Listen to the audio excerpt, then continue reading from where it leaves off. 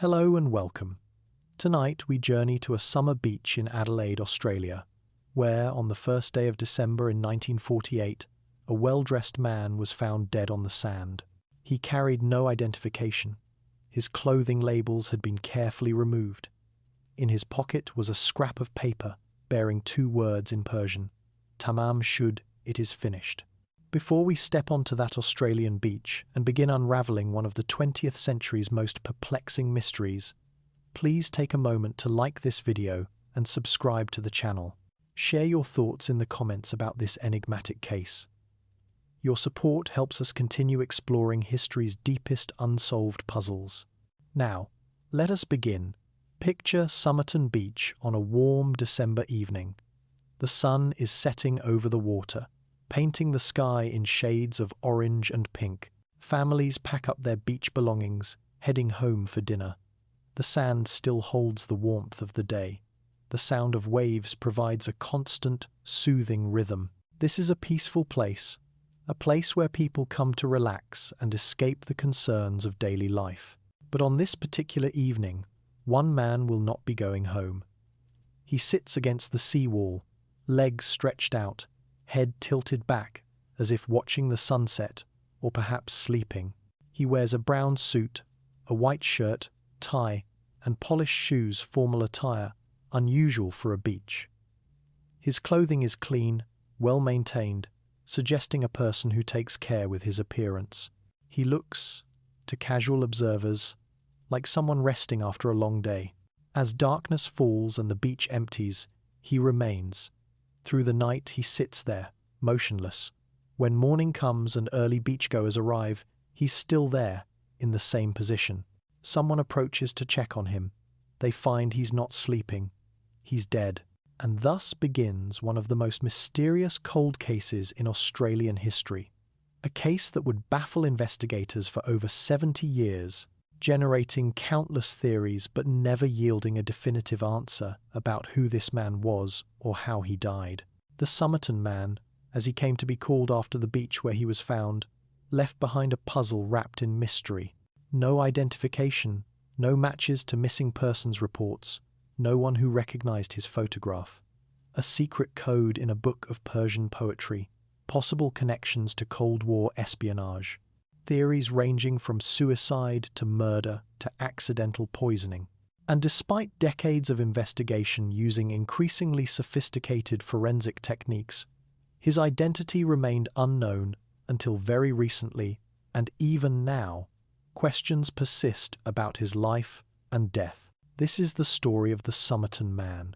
It's a story about identity and anonymity, about secrets and speculation, about the limits of forensic science and the persistence of mystery. It's a story that begins on a beach in Adelaide and spreads across decades of investigation, touching on everything from Cold War paranoia to modern DNA analysis. So settle in as we explore this remarkable case, a case that reminds us that even in our age of surveillance and databases, it's still possible for someone to die unknown, leaving more questions than answers. Let us return to that December morning in 1948. The exact date was December 1st, the beginning of summer in Australia.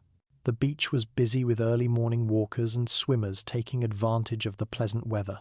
Somerton Beach, located about 11 kilometres southwest of Adelaide's city centre, was a popular spot for locals and tourists alike.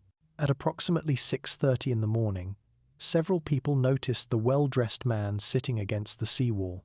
His position suggested sleep rather than distress, head back, arms at his sides, legs extended. But something about the scene felt wrong. People don't usually sleep on beaches in business suits, and as the morning progressed and he didn't move, concern grew. Around 7 o'clock, someone approached close enough to realize the man wasn't breathing. The police were called. When officers arrived and examined the body, they found a deceased male, approximately 40 to 45 years old, well-nourished, with no obvious signs of violence or trauma.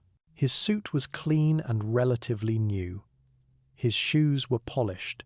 He looked like a businessman or professional who might have simply sat down for a rest and never gotten up.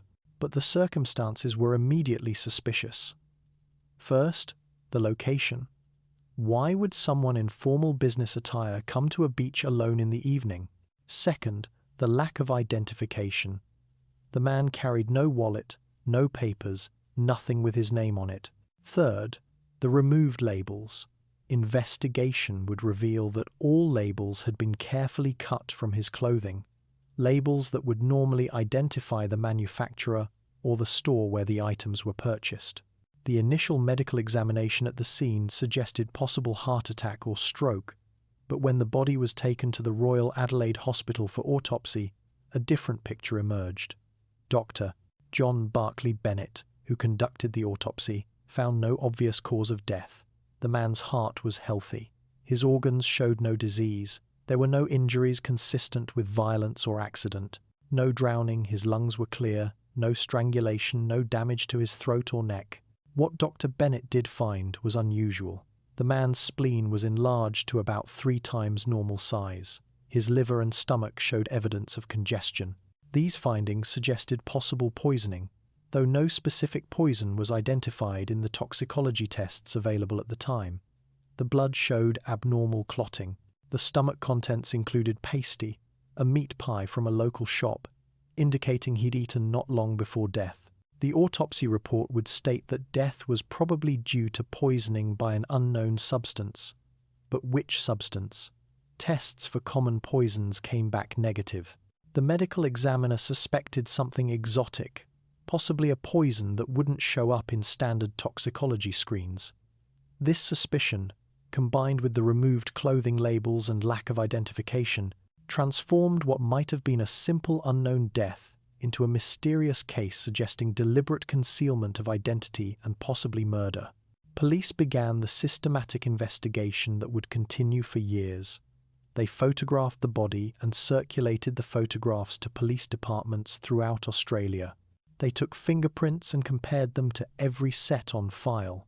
They examined the clothing in detail, hoping to find some clue about manufacturer or origin despite the removed labels. They searched missing persons reports, looking for anyone matching the man's description. The physical description was detailed: approximately 5 feet 11 inches tall, athletic build, broad shoulders, narrow waist, grey-blue eyes, ginger-brown hair going grey at the temples, with a distinctive wave, well-maintained teeth, with several gold fillings, hands that showed no signs of manual labour, soft, well-kept hands suggesting office work or a professional occupation, clean-shaven, no scars or distinctive marks except for some dental work. His clothing provided few clues. The suit was of good quality, but not exceptional. The shirt was American-made, though the label had been removed. The shoes were comfortable walking shoes, well worn but maintained. In his pockets, the train ticket, some coins, chewing gum, cigarettes, and matches. Notably absent, no wallet, no papers, no keys, no watch. Either these items had been removed or he deliberately carried nothing that would identify him. The suitcase would be discovered later, left at Adelaide railway station's luggage room. It contained clothing, all with labels removed, a screwdriver, a table knife that had been sharpened into a makeshift blade, scissors, thread in an unusual orange colour, and intriguingly, the case itself bore a name tag, but the writing had been deliberately obscured, scratched out beyond recovery. Someone had gone to great lengths to prevent identification. Witness statements added to the mystery. A couple walking near the beach around 7 p.m. on November 30th had seen a man sitting in the same spot where the body was found the next morning. He'd been moving his arm in an unusual way, perhaps waving, perhaps swatting at something. They'd thought nothing of it at the time, but now, looking back, they wondered, had they witnessed someone in distress, or perhaps someone signalling to another person? Another witness reported seeing the same man being carried or supported by 2 other men on the beach that evening. This sighting was less reliable. The witness couldn't provide clear descriptions of the other men, couldn't say definitively what they'd been doing, but it raised the possibility that the Somerton Man hadn't been alone, that perhaps others were involved in whatever had happened to him. The police investigation intensified. They canvassed the area around Somerton Beach, asking residents if they'd seen anyone matching the man's description. They checked hotels and boarding houses, looking for someone who'd checked in but never checked out. They examined ticket sales at the railway station, trying to determine where the man might have come from. Every lead was followed, but none led to identification. Days passed, then weeks. The body was embalmed and preserved in case someone eventually came forward to claim it. The photographs were published in newspapers throughout Australia. The police waited for someone, a relative, a friend, a co-worker, anyone to recognize the man and report him missing. But no one came forward. It was as if the Somerton Man had materialized on that beach without any prior existence, a person without a past, without connections, without identity. This absence of anyone reporting him missing was itself mysterious. Everyone has someone, family, friends, co-workers, neighbours. Someone always notices when a person disappears. Yet weeks passed without anyone claiming to know this well-dressed, apparently middle-class man. Either he'd been travelling alone from somewhere far away, or he'd deliberately cut himself off from all social connections, or perhaps the people who knew him had reasons not to come forward. The case was becoming famous, generating newspaper coverage and public speculation. Who was this mysterious man? Why had he been on Somerton Beach? How had he died? Why had someone removed all identifying information from his body and belongings? Was this suicide, murder, or some kind of accident? The absence of clear answers allowed speculation to flourish, and theories began multiplying even as the investigation continued. 3 months after the body's discovery, in April 1949, investigators examining the man's clothing made a crucial discovery. In a small, hidden pocket in the waistband of his trousers, a watch pocket, designed for carrying a pocket watch, they found a small piece of paper, rolled tightly. When unrolled and examined, the paper bore 2 words, printed in an ornate typeface, Tamám Shud. These words were Persian, from the final lines of the Rubaiyat of Omar Khayyam, a collection of ancient Persian poetry translated into English by Edward Fitzgerald in the 19th century. The phrase means, "it is finished," or "it is ended," the last words of the poem, appearing on the final page of most editions of the Rubaiyat. This was not a complete page, but a small piece torn from a book, containing just these 2 words. The discovery transformed the investigation. This wasn't merely an unidentified body. This was someone carrying what appeared to be a deliberate message. The phrase, "it is finished," found in the pocket of a dead man, suggested suicide. But why tear these specific words from a book? Why carry them in a hidden pocket? And where was the book they'd been torn from? Police appealed to the public. Did anyone own a copy of the Rubaiyat with the final page torn out? The Rubaiyat was reasonably popular in Australia, particularly among literary and intellectual circles. Surely if someone had recently torn a page from their copy, they might remember it. The police waited for responses, hoping this new clue would finally break the case open.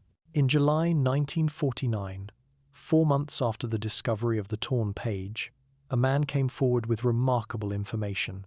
His name was Ronald Francis, and he explained that on November 30th, 1948, the night the Somerton Man was found dead, he discovered a copy of the Rubaiyat on the back seat of his car, which had been parked unlocked near Somerton Beach. The book had appeared mysteriously. He'd had no idea where it came from. Francis had brought the book home, noticed it was a relatively rare edition, but thought little of it until he saw news reports about police searching for a copy of the Rubaiyat with a torn page.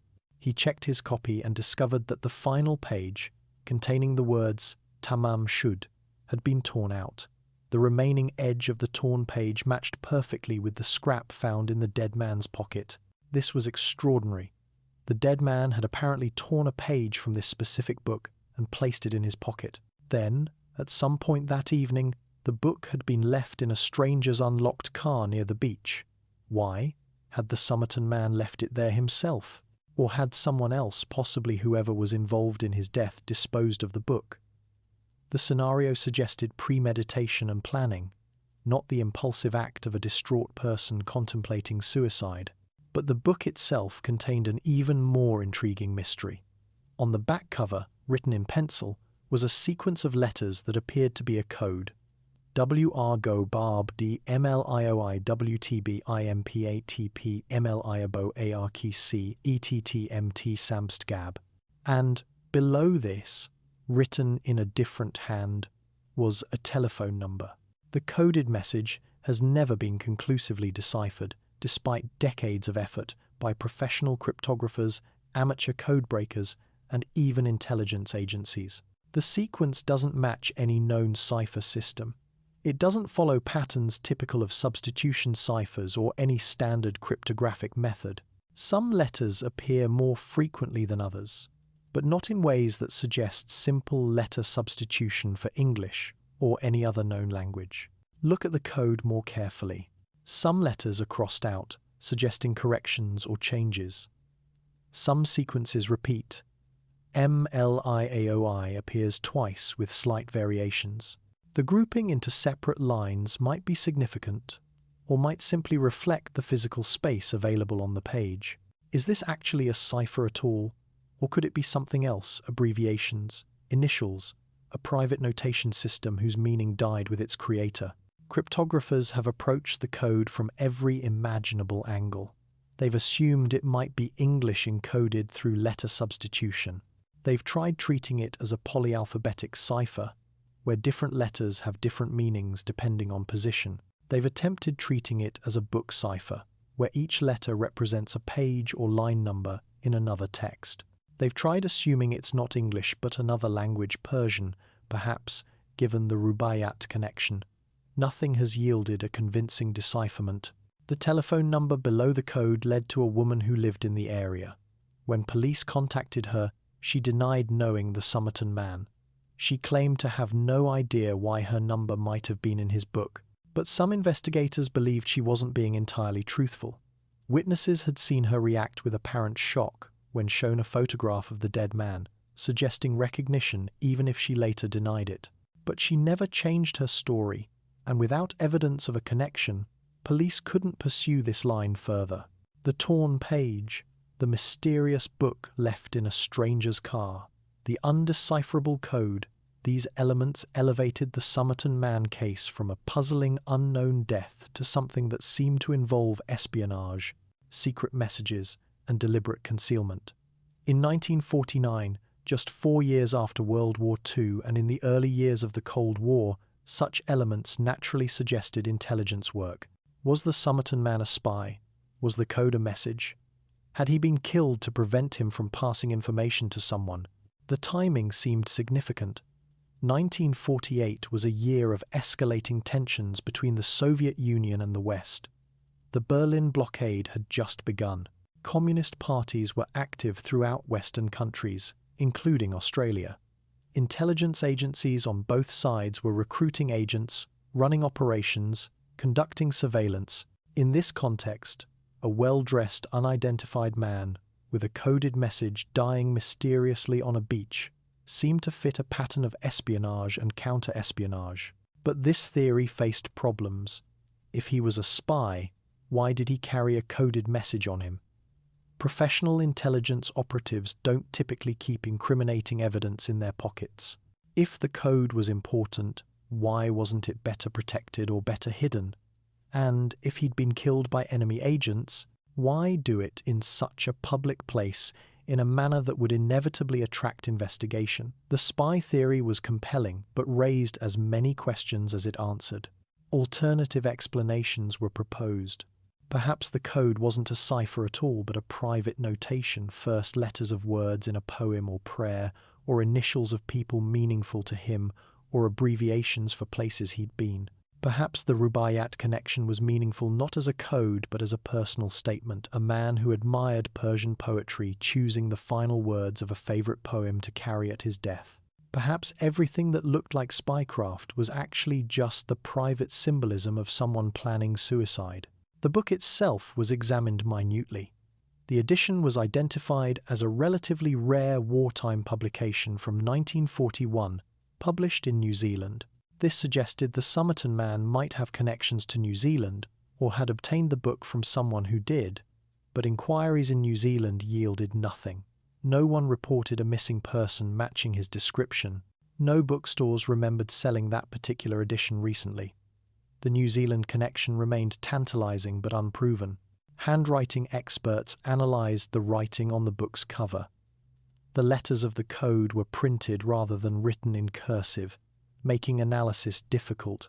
But the experts noted that the formation of certain letters suggested someone educated and literate, someone comfortable with writing, possibly someone whose professional work involved writing or documentation. This fit with the man's well-kept hands and professional appearance, but it didn't identify him. The investigation had now created a complex picture. An unidentified, well-dressed man found dead with no obvious cause. Clothing labels removed. A torn page with a final, enigmatic phrase in his pocket. A book containing a coded message mysteriously left in a stranger's car. A phone number connecting to a woman who denied knowing him. And no identification, no one reporting him missing, no way to determine who he'd been or what he'd been doing in Adelaide. Public fascination with the case intensified. Newspapers published the code, inviting readers to try deciphering it. Hundreds of amateur code breakers submitted solutions, each claiming to have cracked the mystery. But none of these solutions could be verified, and most seemed to be people finding patterns that confirmed their pre-existing theories rather than genuinely decoding a message. The code remained, and remains to this day, unbroken if indeed it was ever a code at all. As the investigation continued without breakthrough, theories about the Somerton Man proliferated. Each theory seemed plausible on the surface but struggled when confronted with all the evidence. Let us examine the major explanations that have been proposed over the decades. The suicide theory was among the first and most straightforward. Perhaps the man had come to Adelaide specifically to end his life. He'd removed identifying information to prevent his family from being located and informed. He'd carried the torn page with "It is finished" as a final statement. He'd taken some undetectable poison, sat down on the beach, and waited for death. This would explain the lack of violence, the removed labels, the enigmatic message. But problems emerged immediately. If he'd planned suicide, why go to such elaborate lengths to conceal identity? Suicide victims typically want to be identified. They want their deaths to have meaning, to be acknowledged by those they leave behind. Why remove every label from every piece of clothing? Why leave a coded message no one could read?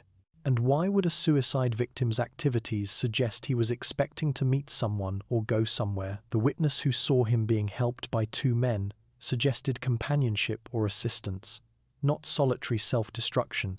Moreover, the autopsy suggested poisoning but couldn't identify the poison. If this was suicide, what had he taken? In 1948, obtaining exotic, undetectable poisons wasn't easy for civilians. Where would he have acquired such a substance? The medical examiner's report suggested something sophisticated, not a common poison available at any pharmacy. This implied either unusual access to dangerous substances or assistance from someone knowledgeable about toxicology. The murder theory proposed that the Somerton Man had been killed by someone who then arranged the body on the beach and removed all identification. The removed labels, the mysterious code, the witness reports of him being with other men all supported this scenario. Perhaps he'd been involved in criminal activity. Perhaps he'd witnessed something he shouldn't have. Perhaps he'd crossed someone dangerous. The murder had been made to look like natural death, and the body left where it would be found, but not immediately, giving the killers time to escape. This theory accounted for the removed labels and lack of identification. The killers didn't want the victim traced back to them. It explained the undetectable poison professionals would have access to such substances. It fit with the witness seeing him with other men. But it struggled with other details. Why leave the body in such a public place?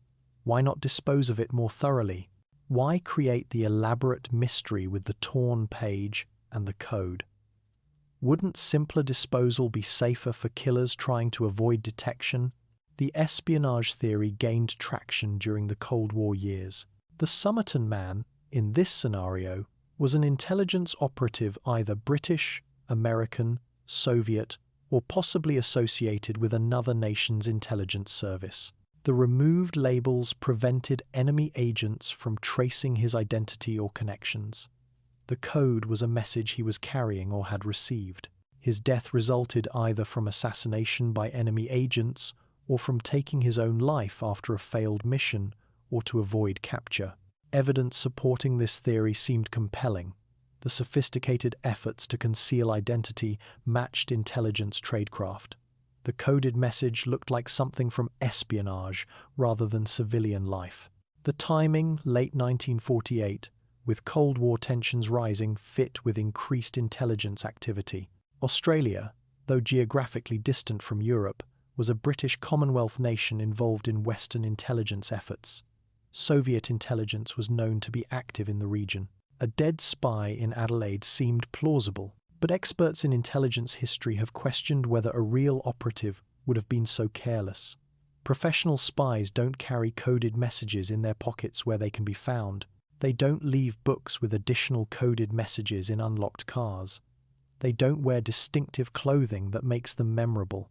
The Somerton Man seemed simultaneously too professional in concealing identity and too amateurish in leaving clues to be a genuine intelligence operative, unless perhaps something had gone badly wrong with his mission. The accidental poisoning theory suggested that the man had ingested poison unintentionally, realized what had happened, and tried to reach help but collapsed on the beach before getting there. The removed labels might have been unrelated. Perhaps he'd bought second-hand clothing with labels already removed, or perhaps he removed them for personal reasons unrelated to his death. The code might have been personal notes or memoranda unrelated to his poisoning. His death was simply a tragic accident combined with unfortunate coincidences. This theory struggled because it required too many coincidences. What poison would kill slowly enough for him to reach the beach but leave no detectable traces? Why would he go to a beach rather than seeking medical help if he knew he'd been poisoned? And the coincidence of all the mysterious elements, the torn page, the code, the removed labels, the lack of identification, all being unrelated, seemed implausible. Occam's razor suggested these elements were connected, not coincidental. Some theorized the man was a merchant seaman or sailor who jumped ship in Adelaide and was trying to avoid detection. Sailors sometimes removed labels from clothing acquired abroad. He might have been in Australia illegally, which would explain trying to avoid identification. Perhaps he'd gotten into trouble, a fight, a bad transaction, a conflict with others that led to his death. The maritime connection might explain his good physical condition and the foreign-made shirt, but no ship reported a missing crew member, and the man's soft hands didn't suggest years of maritime labor. The romantic tragedy theory proposed that the woman whose phone number appeared in the book was key to understanding the case. Perhaps the Somerton Man had been in love with her. Perhaps their relationship had ended badly. Perhaps he'd come to Adelaide to see her one last time. The Rubaiyat is, after all, poetry about love and life's transience. Perhaps his death was heartbreak rather than murder, suicide motivated by lost love rather than by espionage or crime. The code might have been a message for her, written in a personal cipher only she could understand. This theory was romantic and tragic but largely speculative. The woman denied knowing him. No evidence linked them beyond the phone number. Even if they had been connected, why would a failed romance lead to such elaborate efforts to conceal identity? Heartbroken people might commit suicide, but they don't typically spend their final hours removing labels from all their clothing and preparing mysterious coded messages. Unless, perhaps, the relationship had been secret, forbidden, involving complexities we can't recover. The medical mystery theory suggested that the man had died from a rare, undiagnosed medical condition rather than from poisoning. The autopsy found unusual features: enlarged spleen, congested organs that might indicate disease rather than poisoning. Perhaps he'd been suffering from an unrecognized illness, had collapsed on the beach during a walk, and the mysterious circumstances were largely coincidental. The removed labels and other oddities might have innocent explanations unrelated to his death. But this theory couldn't account for the evidence of poisoning. The medical examiner was experienced and knowledgeable. When he suggested poisoning rather than disease, it carried weight. The specific pattern of organ damage suggested acute toxicity rather than chronic illness. And natural death from disease doesn't explain the deliberate removal of identifying information or the coded message. Medical mystery might account for the death itself, but not for the surrounding circumstances. Each theory accounted for some facts while struggling with others. The case seemed designed to resist simple explanation. Every theory left questions unanswered. Every explanation required assumptions that couldn't be verified. As years passed and the mystery remained unsolved, the Somerton Man became less a real person and more a symbol, a figure representing Cold War paranoia, espionage mysteries, the limits of forensic science, and the persistence of unsolved puzzles. But beneath all the speculation remained a simple human tragedy. Someone had died alone, unidentified, and no one had come looking for him.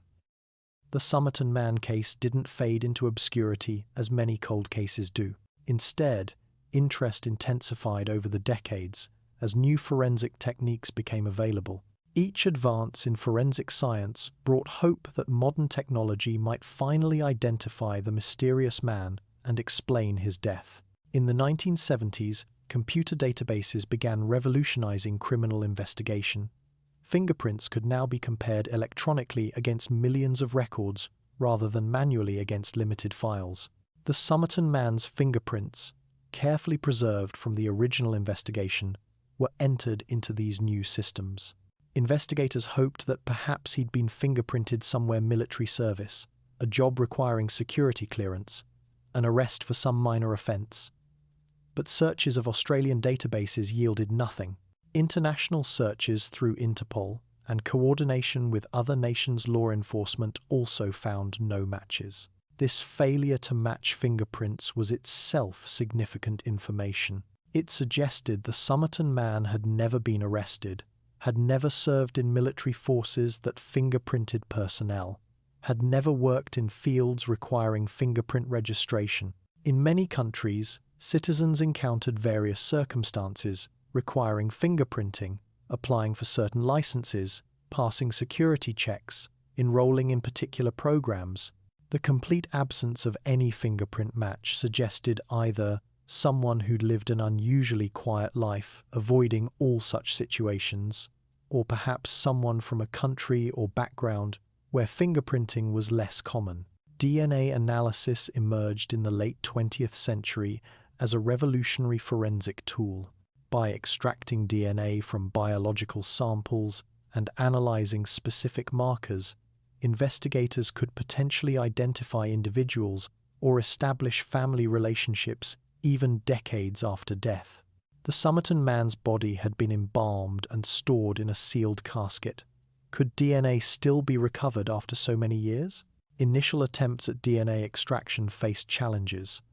Embalming chemicals can degrade DNA, making analysis difficult or impossible. The body had been exhumed multiple times over the years for various examinations, and each exhumation and reburial had exposed the remains to additional environmental factors. But forensic scientists persevered, knowing that even degraded DNA might yield usable genetic information with sufficiently sensitive techniques. In the early 2000s, researchers succeeded in extracting some DNA from hair and bone samples. The DNA was degraded and incomplete, but it provided markers that could potentially be used for comparison. If investigators could find living relatives of the Somerton Man, DNA comparison might establish family relationships, even if his identity remained unknown. But this required first having suspects' possible relatives to test against. And after 60 years, finding possible relatives of an unidentified person presented enormous challenges. Researchers approached the problem creatively. They used historical records to identify families who'd reported men missing in the 1940s who might match the Somerton Man's description. They contacted descendants of these families, explained the case, and requested DNA samples for comparison. Many people cooperated, hopeful that the mysterious man might be their missing grandfather or great-uncle. But comparison after comparison yielded negative results. None of the tested individuals showed DNA relationships to the Somerton Man. Facial reconstruction technology offered another approach. Using the skull structure and tissue depth measurements, forensic artists could create three-dimensional reconstructions of what the face would have looked like in life. Several reconstructions were created over the years, each using improved techniques and better understanding of facial anatomy. These reconstructions were published widely, generating new tips and leads, but again, none led to positive identification. The reconstructions did confirm some aspects of witness descriptions. The man had indeed been reasonably handsome, with strong features and a distinctive facial structure. The reconstructions matched photographs taken at the time of discovery closely enough to validate the technique. But matching a face to a name requires someone who knew that face to recognize it. And after decades, anyone who might have known the Somerton Man would be elderly or deceased themselves. Time was eroding the possibility of recognition-based identification. Stable isotope analysis emerged as a technique for determining where a person had lived based on chemical signatures in their bones and teeth. Different geographic regions have slightly different ratios of various isotopes in their water, food, and environment. These isotopes incorporate into growing teeth and bones, creating a permanent record of where someone lived during different life stages. Analysis of the Somerton Man's teeth might reveal where he'd spent his childhood and early adulthood. Researchers conducted isotope analysis on tooth enamel, which forms during childhood and doesn't change afterward. The results suggested the Somerton Man had likely spent at least part of his childhood in a coastal region, probably in Australia or possibly in nearby countries. This neither confirmed nor ruled out the theory that he was a foreigner. He could have been born abroad but raised in Australia, or born in Australia but travelled extensively. The isotope evidence was consistent with various scenarios without definitively supporting any single theory. The clothing and personal items were re-examined using modern forensic techniques. Fiber analysis could now identify specific textile types, manufacturing methods, and potentially even the geographic origin of fabrics. The American-made shirt was confirmed as definitely American in origin, probably manufactured in the mid-1940s. Other clothing items were British or Australian-made. The mixture suggested someone who'd travelled or had acquired clothing from multiple sources, but none of these analyses led to identification. The suitcase found at the railway station received renewed attention. Modern techniques could detect trace evidence invisible to 1940s investigators' residues, fibres, microscopic particles. Analysis revealed nothing dramatically new, but it confirmed and clarified details. The orange thread found in the suitcase was unusually coloured, possibly custom dyed, suggesting either hobby sewing or a very particular taste in thread. The sharpened knife looked homemade, altered from a table knife into a tool or weapon. But who had made these alterations and why remained unknown. The Rubaiyat book itself was subjected to forensic examination. Could DNA be recovered from the pages, perhaps from saliva used to wet fingers when turning pages? Could there be fingerprints investigators had missed? Could advanced imaging reveal additional writing or notations invisible to the naked eye? These examinations yielded some additional information but no breakthrough. The book had been handled by too many people over the decades, contaminating it with DNA and fingerprints from investigators, journalists, and researchers. The code on the book's back cover was analysed with modern cryptanalysis tools and computer algorithms. Sophisticated pattern recognition software, able to test millions of possible cipher schemes in seconds, was applied to the sequence of letters. Artificial intelligence systems trained on historical ciphers were given the code to analyse. Linguists and cryptographers from universities and intelligence agencies around the world studied it. No consensus emerged on whether it was actually a cipher, and if so, what kind. The code remained stubbornly resistant to decipherment. Some researchers suggested the code might not be a cipher at all, but rather abbreviations, the first letters of words in a poem, a prayer, or a personal message. Under this interpretation, WRGOABBD might stand for "We regret going out and being apart before dark," or some other phrase meaningful to the writer. Countless such interpretations have been proposed, each seeming plausible in isolation but impossible to verify without knowing what the writer actually meant. The code became a kind of ink blot test, with interpreters finding whatever they expected to find. The phone number associated with the case led to a woman, as mentioned earlier, who denied knowing the Somerton Man. In later years, researchers attempted to interview her again, hoping that with time and changed circumstances, she might be willing to reveal what she knew. But she remained silent, eventually passing away without ever clarifying her connection to the case. Her family maintained that she genuinely hadn't known the man, that the phone number's presence in the book was coincidence or misunderstanding. But many investigators remained convinced she'd held crucial information she'd chosen not to share. As the decades passed, the original physical evidence began deteriorating despite preservation efforts. The body itself, exhumed multiple times, was declining. Paper evidence was fragile. Clothing was aging. Researchers faced a race against time. Each passing year made identification less likely as evidence degraded, and people who might have known something died.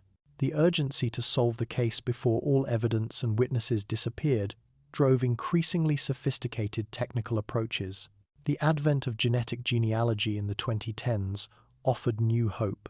This technique, which had successfully identified several previously unknown victims and perpetrators in old, cold cases, uses DNA profiles to search public genealogy databases. People who'd submitted DNA samples for ancestry research might unknowingly be distant relatives of the Somerton Man. By identifying these relatives and constructing family trees, researchers might narrow down possible identities even without direct matches. In 2021, a research team led by Professor Derek Abbott at the University of Adelaide announced they'd successfully extracted sufficient DNA from the Somerton Man's hair for genetic genealogy analysis. This was a major breakthrough after decades of partial DNA profiles. They now had enough genetic information to search genealogy databases. The search began for distant relatives who might lead to identification. The genetic genealogy work was painstaking. Researchers identified multiple individuals who shared varying degrees of genetic relationship with the Somerton Man: fourth cousins, fifth cousins, distant relations, whose connection to him went back several generations. By building family trees for these individuals and finding where the trees intersected, researchers could theoretically narrow down possible identities. This work took months of careful genealogical research, examining birth records, marriage records, immigration documents, and other historical sources. In 2022, researchers announced a probable identification. Based on genetic genealogy and extensive family tree construction, they concluded the Somerton Man was likely Charles Webb, an electrical engineer and instrument maker from Melbourne. Webb had been married, worked in his profession, lived an apparently conventional life, and had disappeared without trace in 1947 or early 1948. The identification wasn't certain. DNA evidence was strong but not conclusive, and some discrepancies remained. But it was the strongest lead the case had ever produced.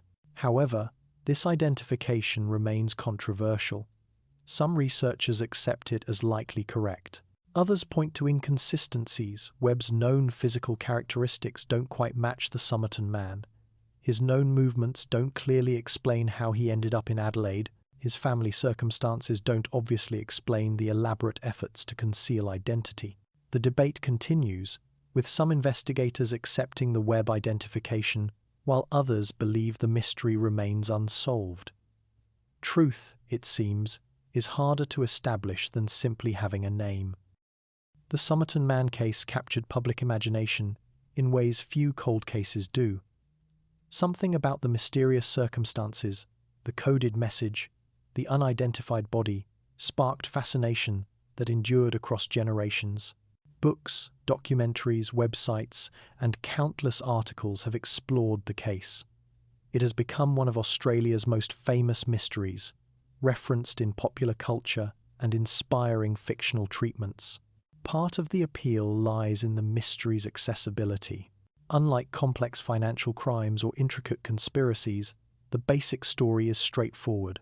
A man found dead on a beach, no identification, a coded message, decades without answers. Anyone can understand the core puzzle. And anyone can propose theories. You don't need special expertise to speculate about what happened. This democratic quality makes the case perpetually engaging. The code particularly fascinates people. Humans are pattern-finding creatures. When confronted with a sequence of letters that might be a cipher, we can't resist trying to decode it. Thousands of people over the decades have attempted to crack the Tamám Shud code.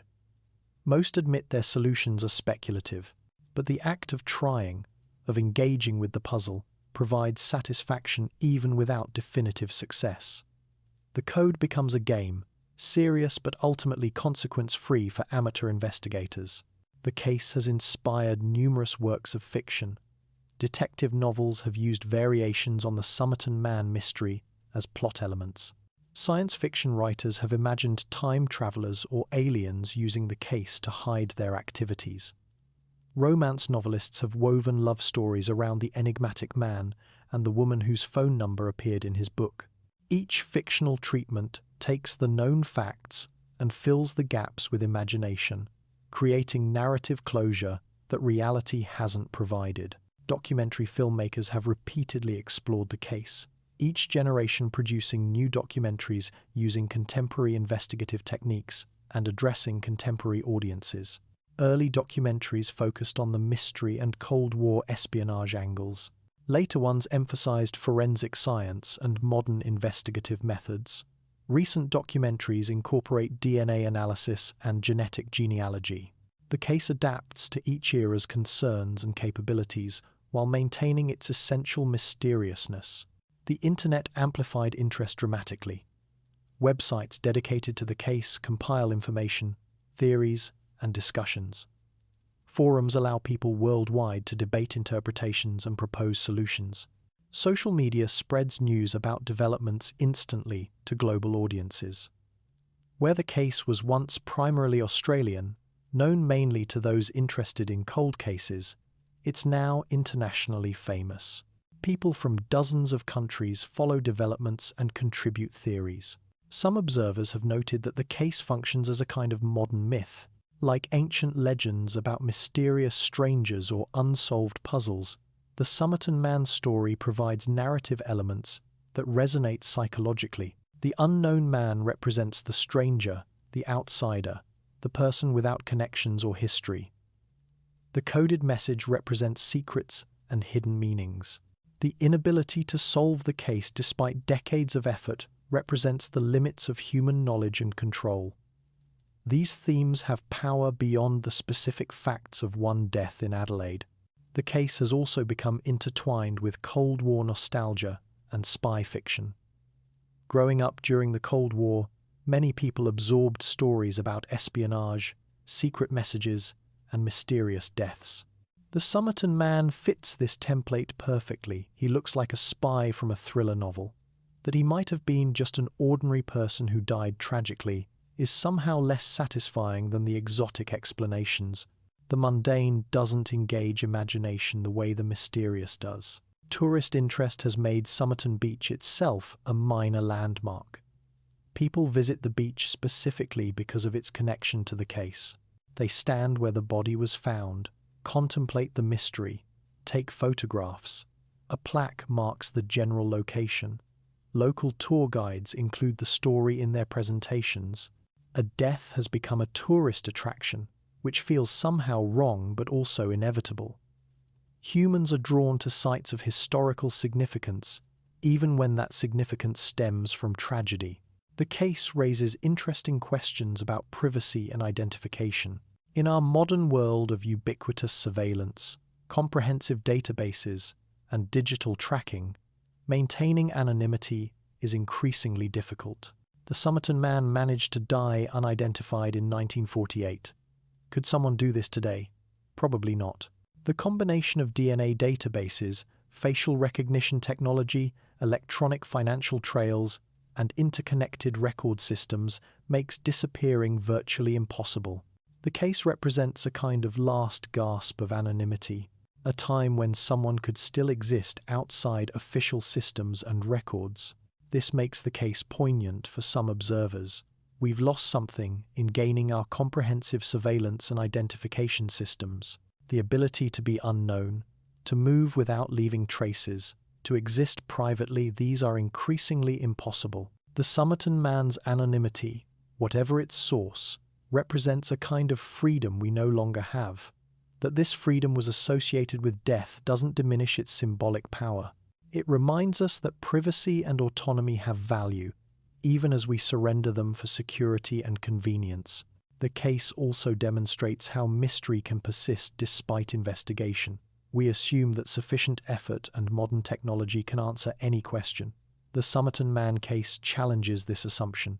70-plus years of investigation, using increasingly sophisticated techniques, still hasn't produced conclusive answers. Even the recent probable identification remains controversial and incomplete. Some puzzles apparently resist solution, at least with currently available methods and information. This is humbling and perhaps unsettling in our age of assumed scientific omnipotence. Academic interest in the case extends beyond criminology and forensic science. Historians study it as a window into post-war Australia and early Cold War anxieties. Linguists examine the coded message as a puzzle in pattern analysis and cryptography. Sociologists analyze public fascination with the case as a phenomenon in collective behavior. The case has become a multidisciplinary subject, illuminating various aspects of human behavior, society, and investigation. The Somerton Man is not unique in being an unidentified deceased person whose death raises unanswered questions. Examining similar cases reveals patterns in how such mysteries develop and how authorities attempt to resolve them. These comparisons illuminate what makes some cases solvable while others remain perpetually mysterious. The Isdal woman, found dead in Norway in 1970, presents striking parallels. Like the Somerton Man, she had removed labels from her clothing. She carried multiple fake identities and passports. Her fingerprints didn't match any database. She appeared to have been traveling under various names, staying in hotels throughout Scandinavia using different identities. She was found burned in a remote location, and the cause of death couldn't be definitively determined. For decades she remained unidentified, generating theories about espionage and international intrigue similar to those surrounding the Somerton Man. DNA analysis eventually led to probable identification of the Isdal woman in recent years, though some uncertainties remain. The parallels between her case and the Somerton Man's suggest that certain patterns emerge in mysterious deaths involving identity concealment. Both cases feature deliberate removal of identifying information, suggesting either the deceased or someone else wanted to prevent identification. Both generated espionage theories that may or may not be correct. Both remained unsolved for decades until modern DNA technology provided new investigative avenues. The lead masks case from Brazil in 1966 involved two men found dead on a hill, wearing crude lead masks, with a note containing cryptic instructions. Like the Somerton Man case, this generated theories ranging from UFO encounters to drug deals to electrical accidents to elaborate suicide. The removed labels, the mysterious note, the unusual circumstances all paralleled aspects of the Somerton Man mystery. But unlike the Somerton Man, these men were eventually identified, though the cause of their deaths and reason for their presence on that hill remain debated. What these cases reveal is that mysterious circumstances don't necessarily mean exotic explanations. Often, unusual details that seem to suggest elaborate plots or conspiracies may have mundane origins. The lead mask's case was probably related to occult practices or possibly an accident involving homemade electrical equipment, nothing as dramatic as the UFO theories suggested. But the unusual elements led people to imagine extraordinary explanations because ordinary ones seemed insufficient to account for the strangeness. The boy in the box, found in Philadelphia in 1957, remained unidentified for decades despite extensive investigation. Unlike the Somerton Man, this was clearly a murder victim, a young child whose body had been dumped in a cardboard box. But like the Somerton Man, no one reported the child missing, no one came forward with information, and the case remained unsolved for over 60 years. The complete absence of anyone claiming or recognizing the victim parallels the Somerton Man case's most puzzling aspect. How can someone vanish without anyone noticing or reporting it? Recent DNA testing and genetic genealogy led to probable identification of the boy in the box in 2022, demonstrating again how modern technology can break decades-old cold cases. But the identification raises new questions, even as it answers old ones. Why did no one report this child missing? What family circumstances led to a child's death going uninvestigated? The mysteries shift but don't entirely disappear. Identification solves one puzzle, but often reveals others. These comparative cases suggest several patterns. First, removing identifying information is more common than we might think. Multiple cases involve deliberate removal of labels, carrying false documents, or other efforts to conceal identity. This suggests people sometimes have strong motivations to avoid identification, whether the person themselves or others involved in their deaths. Second, the complete absence of missing persons reports, while unusual, is not unique to the Somerton Man. Several cases feature people whose disappearance apparently went unreported or unnoticed. This tells us something sobering about social isolation and the possibility of existing at society's margins. Third, exotic theories proliferate when circumstances are unusual. Every strange cold case generates espionage theories, conspiracy theories, and paranormal explanations. Sometimes these are correct, but more often they reflect our tendency to imagine dramatic explanations for dramatic circumstances. Reality is frequently more mundane than our imaginations, even when the evidence looks extraordinary. Fourth, modern DNA technology and genetic genealogy are revolutionizing cold case investigation. Cases that seemed permanently unsolvable are now being resolved decades later. This provides hope for cases like the Somerton Man while also raising questions about privacy and genetic surveillance. The phenomenon of unidentified deceased persons is larger than individual famous cases.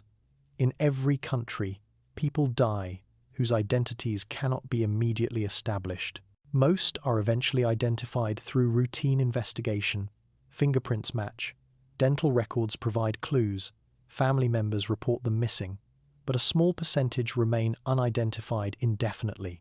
These unknown dead represent gaps in our social fabric, people who fell through whatever safety nets should have caught them, individuals whose disconnection from family and society was so complete that their absence went unnoticed. Modern databases attempt to address this problem. Missing persons databases cross-reference with unidentified remains. DNA profiles are stored and compared. Facial reconstructions are published. But even with these tools, some people remain unknown. The Somerton Man, even if now probably identified, spent over 70 years unknown. Others remain unknown still, their graves marked only as John Doe or Jane Doe, their stories lost, their families never learning what happened to them. This reveals something about human society that makes us uncomfortable. We like to believe that everyone matters, that everyone is connected, that people would be missed if they disappeared. But reality is messier. Social isolation is real. People fall out of contact with families. Individuals exist at margins where their absence might not be immediately noticed. The Somerton Man, whoever he was, apparently had no one who reported him missing. That fact is perhaps more tragic than his mysterious death. To die unknown is to have lived, at least in his final period, disconnected from meaningful human relationships. The cases also reveal how investigation evolves with technology. Early investigation of the Somerton Man used techniques available in 1948: fingerprints, photographs, witness interviews, autopsy. These failed to identify him. Later investigations added computer databases, facial reconstruction, isotope analysis. These also failed. Only the most recent technique, genetic genealogy using DNA extracted from hair, has provided possible identification. Each generation of investigators uses the best tools available to them, but only the latest tools succeeded where earlier ones couldn't. This suggests that some questions genuinely cannot be answered until technology advances sufficiently, no matter how diligent the investigation. The Somerton Man case raises profound ethical questions about privacy, identification, and the rights of the deceased. As modern technology makes it increasingly difficult to remain anonymous, we must consider whether individuals have the right to die unidentified, whether solving cold cases justifies potential privacy invasions, and how we balance historical curiosity with respect for the dead. Consider first the question of consent. The Somerton Man, if he deliberately removed identifying information, may have wanted to remain anonymous. Perhaps he was fleeing an abusive relationship, or hiding from creditors, or simply desired to disappear. His efforts to conceal his identity suggest he had reasons, whatever they were, for not wanting to be identified. By using modern DNA technology and genetic genealogy to identify him decades later, are we violating his wishes?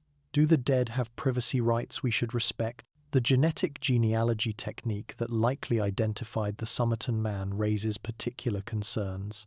This method works by comparing DNA profiles to databases where people have submitted their genetic information for ancestry research.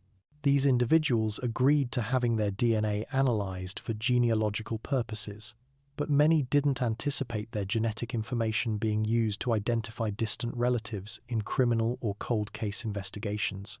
Is this use consistent with informed consent? Have people been deceived about how their genetic information would be used? Proponents argue that identifying unknown deceased persons serves justice and provides closure to families. Even if the Somerton Man wanted anonymity, perhaps his family deserves to know what happened to him. His probable identification as Charles Webb means people who wondered about a missing relative might finally have answers. The benefit of resolving decades of uncertainty, they argue, outweighs concerns about violating the wishes of someone long dead. But critics question whether closure justifies the means. They worry that genetic genealogy establishes precedent for surveillance uses of DNA data.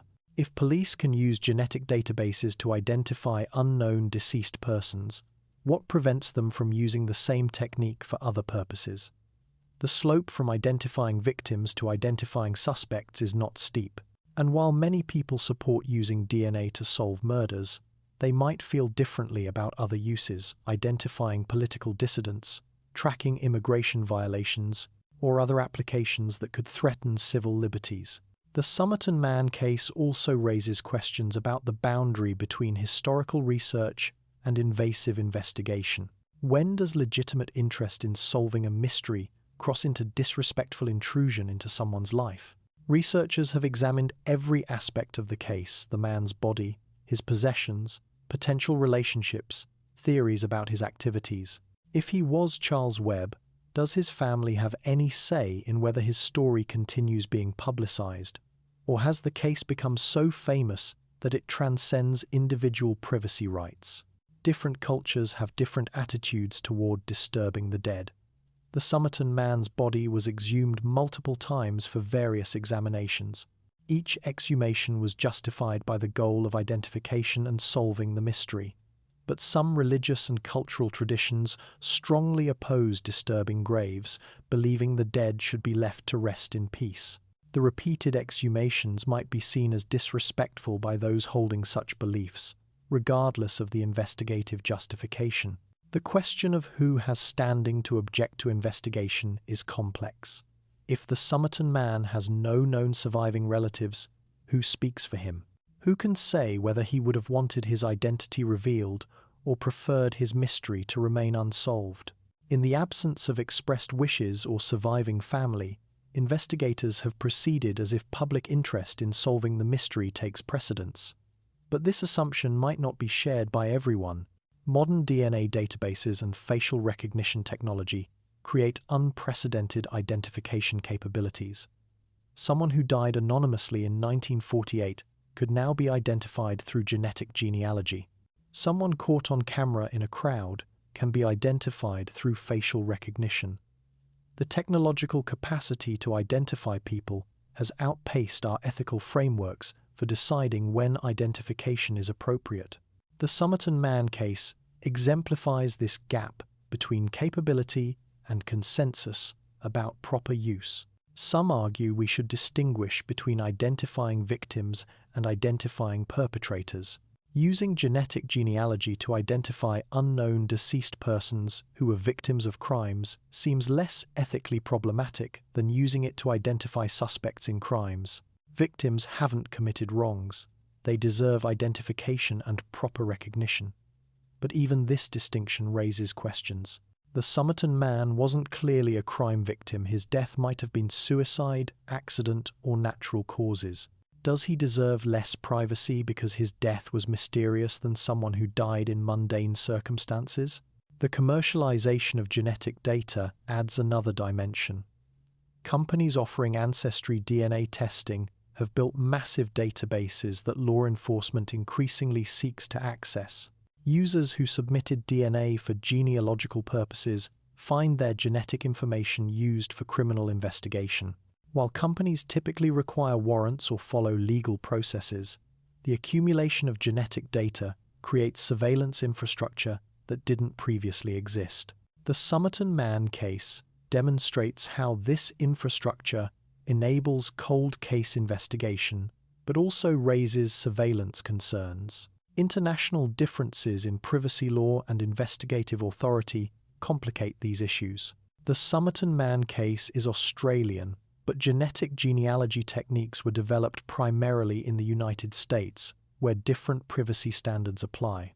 As investigation becomes increasingly international, DNA databases span national boundaries, and family trees cross continents whose standards should govern.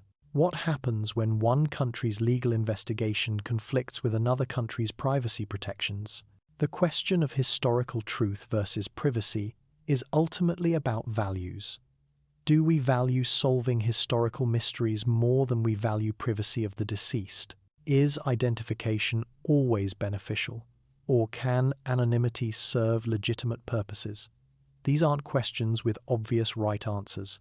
Different people weight these values differently based on their experiences, cultures, and philosophical commitments. The Somerton Man case forces us to confront these questions because they're no longer abstract modern technology, makes them urgent and practical. After over 70 years of investigation, what can we say with certainty about the Somerton Man? What evidence is solid, and what remains speculation?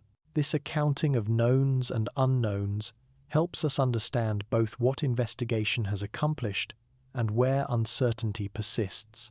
We know with absolute certainty that a man died on Somerton Beach on or shortly before December 1st, 1948. His body was discovered that morning in a position suggesting he'd been sitting against the seawall. These facts are not disputed. Multiple witnesses, photographs, and official records confirm them. The death occurred. A body was found. These are the anchoring facts around which everything else revolves. We know the man was approximately 40 to 45 years old based on medical examination. His physical condition suggested good health before death. He was well-nourished, muscular, showed signs of recent physical activity. His dental work included gold fillings, suggesting access to quality dental care. His hands showed no calluses or signs of manual labor. These physical characteristics tell us something about his life circumstances, even if they don't reveal his identity. We know he was well dressed in clean, relatively new clothing, appropriate for a business or professional setting. The suit, shirt, shoes, and tie were all of reasonable quality. This wasn't someone living rough or struggling financially. The clothing suggests middle-class status, professional occupation, and attention to appearance. These are consistent indicators even though they don't identify him specifically. We know with certainty that labels had been removed from his clothing. Multiple investigators examined the garments and confirmed that identifying labels, which would normally be present, had been carefully cut away. This was deliberate action by someone, either the man himself or another person. The removal of labels is fact, though the reason for removal remains speculation. We know he carried no wallet, no identification papers, no keys, nothing with his name on it. The items in his pockets, ticket, coins, gum, cigarettes, were generic items that could belong to anyone. The absence of identifying items is established fact. Whether this absence resulted from deliberate removal, theft, or simply his normal practice of travelling light remains unknown. We know he died from causes the medical examiner could not definitively determine. The autopsy revealed no obvious cause of death, no heart disease, no stroke, no violence, no drowning. The enlarged spleen and organ congestion suggested possible poisoning, but no specific poison was identified in available tests. The medical conclusion that death was probably from poisoning by an unknown substance is the best medical opinion based on available evidence and techniques, but it's not absolute certainty. Different examiners might interpret the same findings differently. We know that a scrap of paper bearing the words Tamám Shud was found in a hidden pocket in his trousers. The paper was definitely torn from the final page of the Rubaiyat of Omar Khayyam. This is established fact, verified by matching the torn edge to the book later found. Why he carried this specific phrase, what it meant to him, and what symbolism it held remain unknown. The fact is, he carried it. The meaning is speculation. We know that a copy of the Rubaiyat with the matching torn page was found in an unlocked car near Somerton Beach. The timing the book appeared on the night the man died suggests connection to the case. Whether the Somerton Man left it there, whether someone else left it, and why anyone would leave it in a stranger's car are unknown. The connection between the book and the dead man is established by the matching torn page. Everything else about the book's journey is speculation.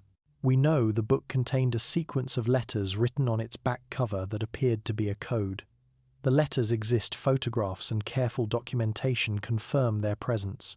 Whether they constitute an actual cipher, what they might say if decoded, and who wrote them remain unknown. Decades of cryptographic analysis have not produced a consensus decipherment. The code is fact. Its meaning, if any, is mystery. We know a phone number was also written in the book, connecting to a woman living in the area. This woman was contacted by police and denied knowing the Somerton Man. Whether she genuinely didn't know him or chose not to admit knowing him cannot be established with certainty. Witnesses reported she seemed shocked when shown his photograph, suggesting possible recognition, but shock could have other causes. Her testimony denying knowledge is fact. Whether that testimony was truthful is unknowable without additional evidence. We know a suitcase was found at Adelaide railway station that appeared to belong to the Somerton Man. The suitcase contained clothing with removed labels, tools including a sharpened knife, and other items.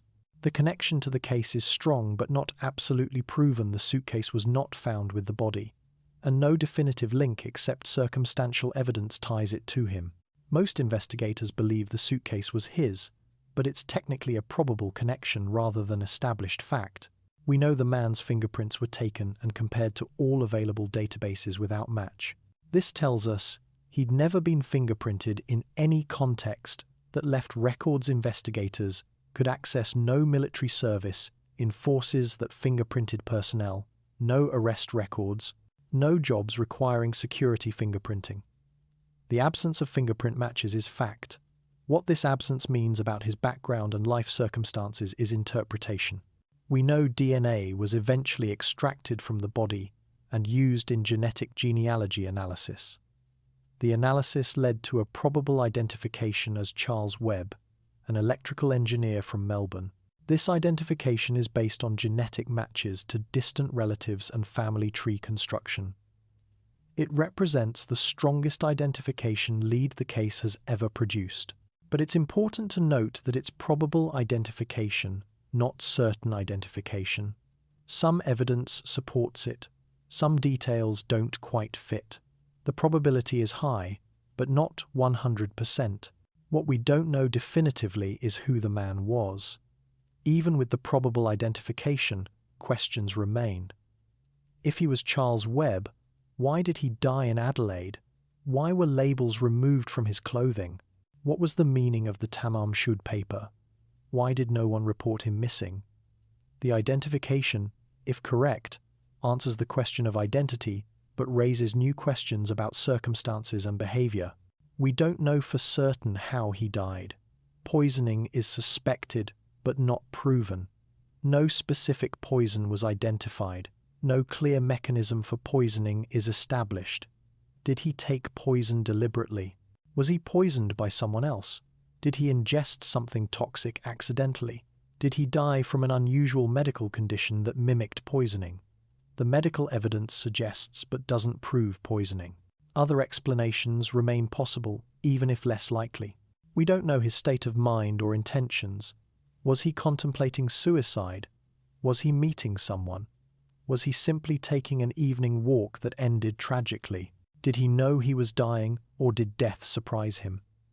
His inner thoughts and plans died with him. We can speculate based on his actions and circumstances, but we cannot know what he was thinking as he sat on that beach watching the sunset. We don't know what the coded message means or if it means anything. It might be a cipher with important content. It might be personal abbreviations meaningful only to the writer. It might be random letters mistakenly interpreted as code. Decades of analysis haven't resolved this question. The code remains resistant to all decipherment attempts. Unless someone discovers a key or explanation, it will probably remain mysterious indefinitely.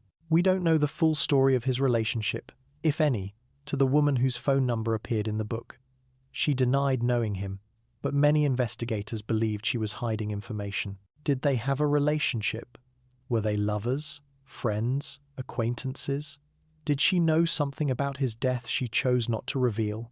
Without her cooperation, which she never provided, and without independent evidence of their connection, this remains speculation. She took whatever she knew to her grave. We don't know why no one reported him missing. This remains perhaps the most puzzling aspect of the case. Everyone has someone, yet no missing persons report matched his description. His disappearance apparently went unnoticed or unreported. This suggests either that he'd cut himself off from all social connections deliberately, or that the people who knew him had reasons not to report his disappearance, or that he'd been travelling from somewhere far away where his absence wouldn't be immediately noticed. Any of these explanations is possible. None is proven. We don't know if the removed labels, the coded message, the torn page, and the mystery surrounding his death are all connected to the same explanation or represent separate issues that coincidentally came together. Perhaps he removed labels for mundane reasons unrelated to his death. Perhaps the code was a personal notation unrelated to any mystery. Perhaps his death was natural or accidental, and all the mysterious elements are coincidental. Or perhaps everything is connected, part of a coherent story we simply haven't reconstructed correctly. Both interpretations are possible. We don't know if the case's prominence and fame reflect genuine mystery or simply effective marketing of an unusual but not fundamentally inexplicable death. Perhaps the Somerton Man was just someone who died accidentally or from an undiagnosed condition, and the peripheral details, while unusual, don't actually indicate anything sinister or mysterious. The case might be famous because it's genuinely extraordinary, or it might be famous because its unusual details sparked public imagination that then perpetuated itself through continued attention. Distinguishing genuine mystery from manufactured mystery is difficult once a case becomes famous. We don't know what really happened on Somerton Beach that December evening in 1948. Despite decades of investigation, despite modern forensic science, despite DNA analysis and genetic genealogy, the full truth remains elusive. We have probable answers to some questions, particularly about identity. But probability isn't certainty, and many questions remain unanswered. The case demonstrates that some historical events, even recent ones, with physical evidence and extensive investigation, resist complete understanding. Mystery persists despite our best efforts to dispel it. This accounting of knowns and unknowns might seem unsatisfying. We want definite answers, clear explanations, resolution that ties everything together coherently. But reality often fails to provide the satisfaction that fiction does. Real cases have gaps, ambiguities, and uncertainties that never resolve. The Somerton Man case is real, not fiction. It comes with all the messiness and incompleteness of reality. Perhaps accepting this, accepting that we cannot always know everything, that mysteries sometimes persist despite investigation, is itself an important lesson the case teaches us. The Somerton Man investigation represents a timeline of forensic science evolution. Examining how investigators approached the case across different decades reveals how criminal investigation transformed from primarily manual detective work to highly technical scientific analysis. This evolution illuminates both progress in forensic capability and persistent limitations even modern science cannot overcome. In 1948, when the body was discovered, investigation relied on relatively basic techniques.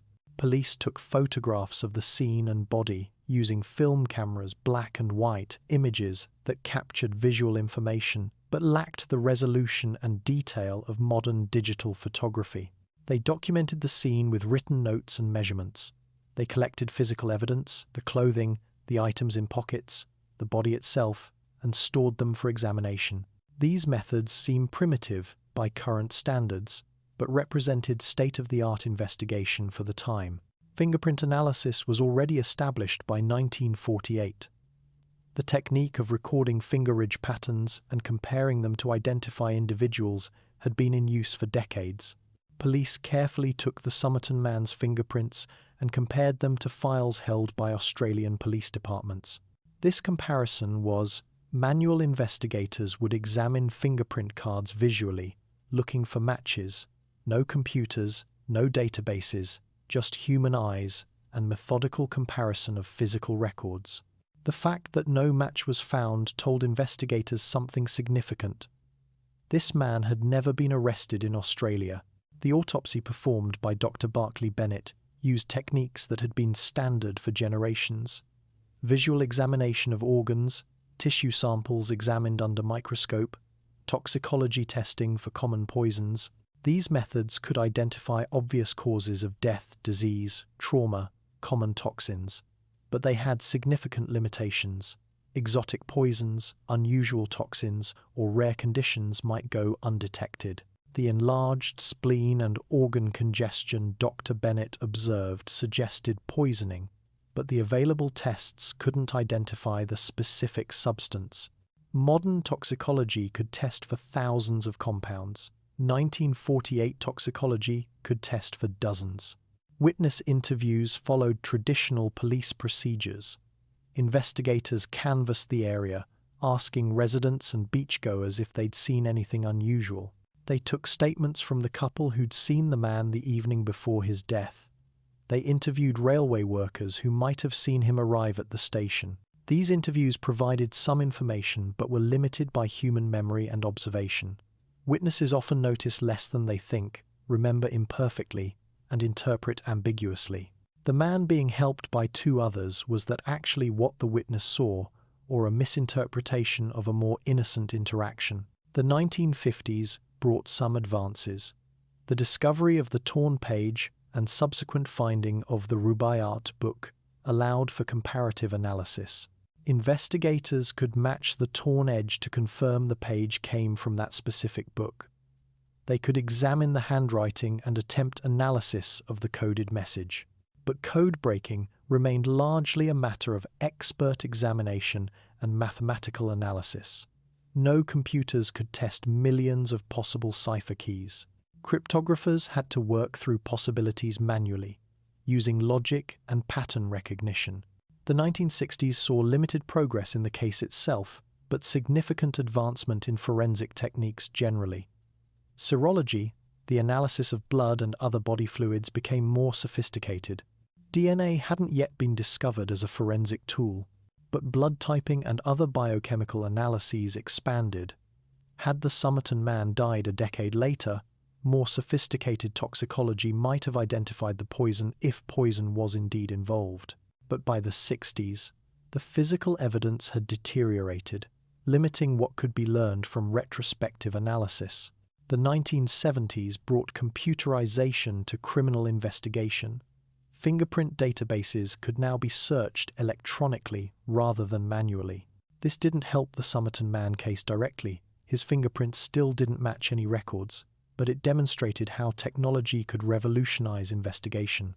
What had taken weeks of manual comparison could now happen in hours or minutes. The expansion of databases meant more fingerprints to compare against, increasing the chances of matches, yet still, no match for the Somerton Man appeared. The 1980s saw the emergence of DNA analysis as a forensic tool. British geneticist Alec Jeffreys developed DNA fingerprinting in 1984, and within a few years it was being used in criminal investigations. This technology promised to identify individuals from tiny biological samples, a hair, a drop of blood, cells from touched objects. The Somerton Man's body had been embalmed and stored, potentially preserving DNA even decades after death. But early DNA techniques required relatively large, well-preserved samples. Extracting usable DNA from embalmed remains was challenging. The 1990s brought more sensitive DNA analysis techniques. Polymerase chain reaction (PCR) could amplify tiny amounts of DNA into quantities sufficient for analysis. This meant that even degraded samples might yield usable genetic information. Researchers attempted DNA extraction from the Somerton Man's remains. They succeeded in getting partial profiles, but these were incomplete and difficult to use for identification without a database of comparisons. Having DNA wasn't enough. You needed something to compare it against. The 2000s saw the expansion of DNA databases. Countries began systematically collecting DNA from convicted criminals and, in some jurisdictions, from broader populations. These databases enabled identification through DNA matching. But the Somerton Man's DNA didn't match anything in Australian databases. Like the fingerprints before it, the DNA provided a profile but no identification. The problem wasn't the technology, it was the absence of comparison data. He'd never been entered into any system that would have captured his genetic information. Facial reconstruction technology advanced throughout these decades. Early reconstructions used clay modeling over skulls. Artists would add clay representing tissue depth at various points, building up a face based on anatomical knowledge. Later reconstructions used computer modeling, three-dimensional scanning, and sophisticated algorithms to predict facial appearance from skeletal structure. Multiple reconstructions of the Somerton Man were created using progressively better techniques. Each looked slightly different, but all captured certain features: the strong jaw, the distinctive facial structure, yet none led to identification. Recognizing a face requires someone who knew that face to see the reconstruction, and no one came forward. Isotope analysis emerged as a technique for determining geographic origin. Different regions have different isotopic signatures in their water and food, and these signatures incorporate into teeth and bones as they form. Analysis of the Somerton Man's teeth could theoretically reveal where he'd spent his childhood. The results suggested coastal Australia or nearby regions, but couldn't pinpoint specific locations. The technique provided general information, but lacked the specificity needed for definitive identification. The 2010s brought genetic genealogy, the technique that finally provided probable identification. This approach used DNA profiles from genealogy databases where people had submitted samples for ancestry research. By comparing the Somerton Man's DNA to these databases, researchers could identify distant relatives, people sharing common ancestors several generations back. By building family trees and finding where they intersected, researchers could narrow possible identities. This technique had successfully identified several previously unknown victims and perpetrators in cold cases. Applied to the Somerton Man, it suggested Charles Webb as probable identity. This success demonstrates both the power and limitations of modern forensic science. The technology existed to extract DNA, compare it to genealogy databases, construct family trees, and propose identification. This process would have been impossible in previous decades, but it still yielded probable identification rather than certainty. DNA evidence is powerful but not infallible. Interpretation requires judgment, and conclusions have confidence levels rather than absolute certainty. The Charles Webb identification is the best answer current science can provide, but it's not definitively proven beyond all doubt. Looking at this evolution reveals several patterns. First, each generation of investigators used the best available techniques, but was limited by contemporary technology. They couldn't use tools that hadn't yet been invented. Second, identification requires not just technique but also databases and comparisons. Having DNA means nothing without DNA to compare it against. Third, even the most sophisticated techniques have limitations and ambiguities. Forensic science provides evidence to support conclusions, but conclusions still require interpretation and judgment. The investigation also shows how cases can remain open across decades while awaiting technological advancement. In 1948, the case was unsolvable with available methods. Each subsequent decade brought new techniques that were applied to the case, but most didn't produce breakthroughs. Only the most recent technique, genetic genealogy, succeeded where earlier approaches couldn't. This suggests that some cases can only be solved when technology reaches a certain threshold. Premature closure, declaring a case unsolvable and giving up, would have meant missing the eventual solution. But it also warns against over-reliance on future technology. Some people assume that if current techniques can't solve a case, future techniques inevitably will. The Somerton Man case might support this optimism. After 70 years, technology finally provided possible answers. But this might be survivor bias. We notice the cases that eventually get solved and forget the equally numerous cases that remain unsolved despite technological advancement. Not all cases yield to better technology. Some questions may genuinely be unanswerable regardless of how sophisticated our techniques become. The investigation methods also reflect changing attitudes toward privacy, surveillance, and state power. 1948 investigation respected certain boundaries that modern investigation crosses routinely. The deceased's body was examined and fingerprinted, but genetic analysis wasn't possible because the technology didn't exist. Modern investigation extracts DNA, searches genealogy databases, and uses information people submitted for one purpose to conduct investigations for different purposes. These capabilities are powerful but raise ethical questions our ancestors didn't have to confront because they lacked the technology to raise them. The Somerton Man investigation thus serves as a case study in forensic science evolution. It demonstrates how investigation methods transform across time, how technology enables new approaches, and how each generation does the best it can with available tools, while awaiting advances that might eventually solve seemingly impossible cases. It shows both the power of modern science and its limitations, both the value of persistent investigation and the acceptance that some questions may never be fully answered despite our best efforts and most sophisticated techniques. The Somerton Man case leaves us with a complex legacy that extends far beyond one unexplained death in Adelaide. The case has influenced forensic science, shaped public understanding of cold cases, raised important ethical questions, and become a cultural touchstone. Examining this legacy helps us understand why the case matters beyond mere curiosity about one mysterious death. First, The case demonstrated the importance of preserving evidence even when immediate investigation proves fruitless. The body was carefully embalmed and stored, rather than being disposed of after initial examination. The clothing and personal items were catalogued and preserved. The book and coded message were protected. This careful preservation allowed future investigation using techniques unavailable in 1948. Had evidence been discarded as useless after the initial investigation concluded, the recent probable identification would have been impossible.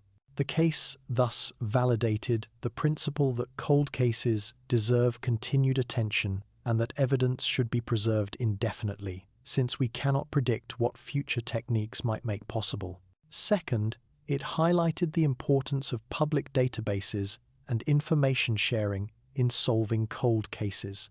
The genetic genealogy that led to probable identification required comparing the Somerton Man's DNA to databases of genetic information submitted by people for ancestry research. These databases are voluntary. People choose to submit their DNA and agree to their information being used for various purposes.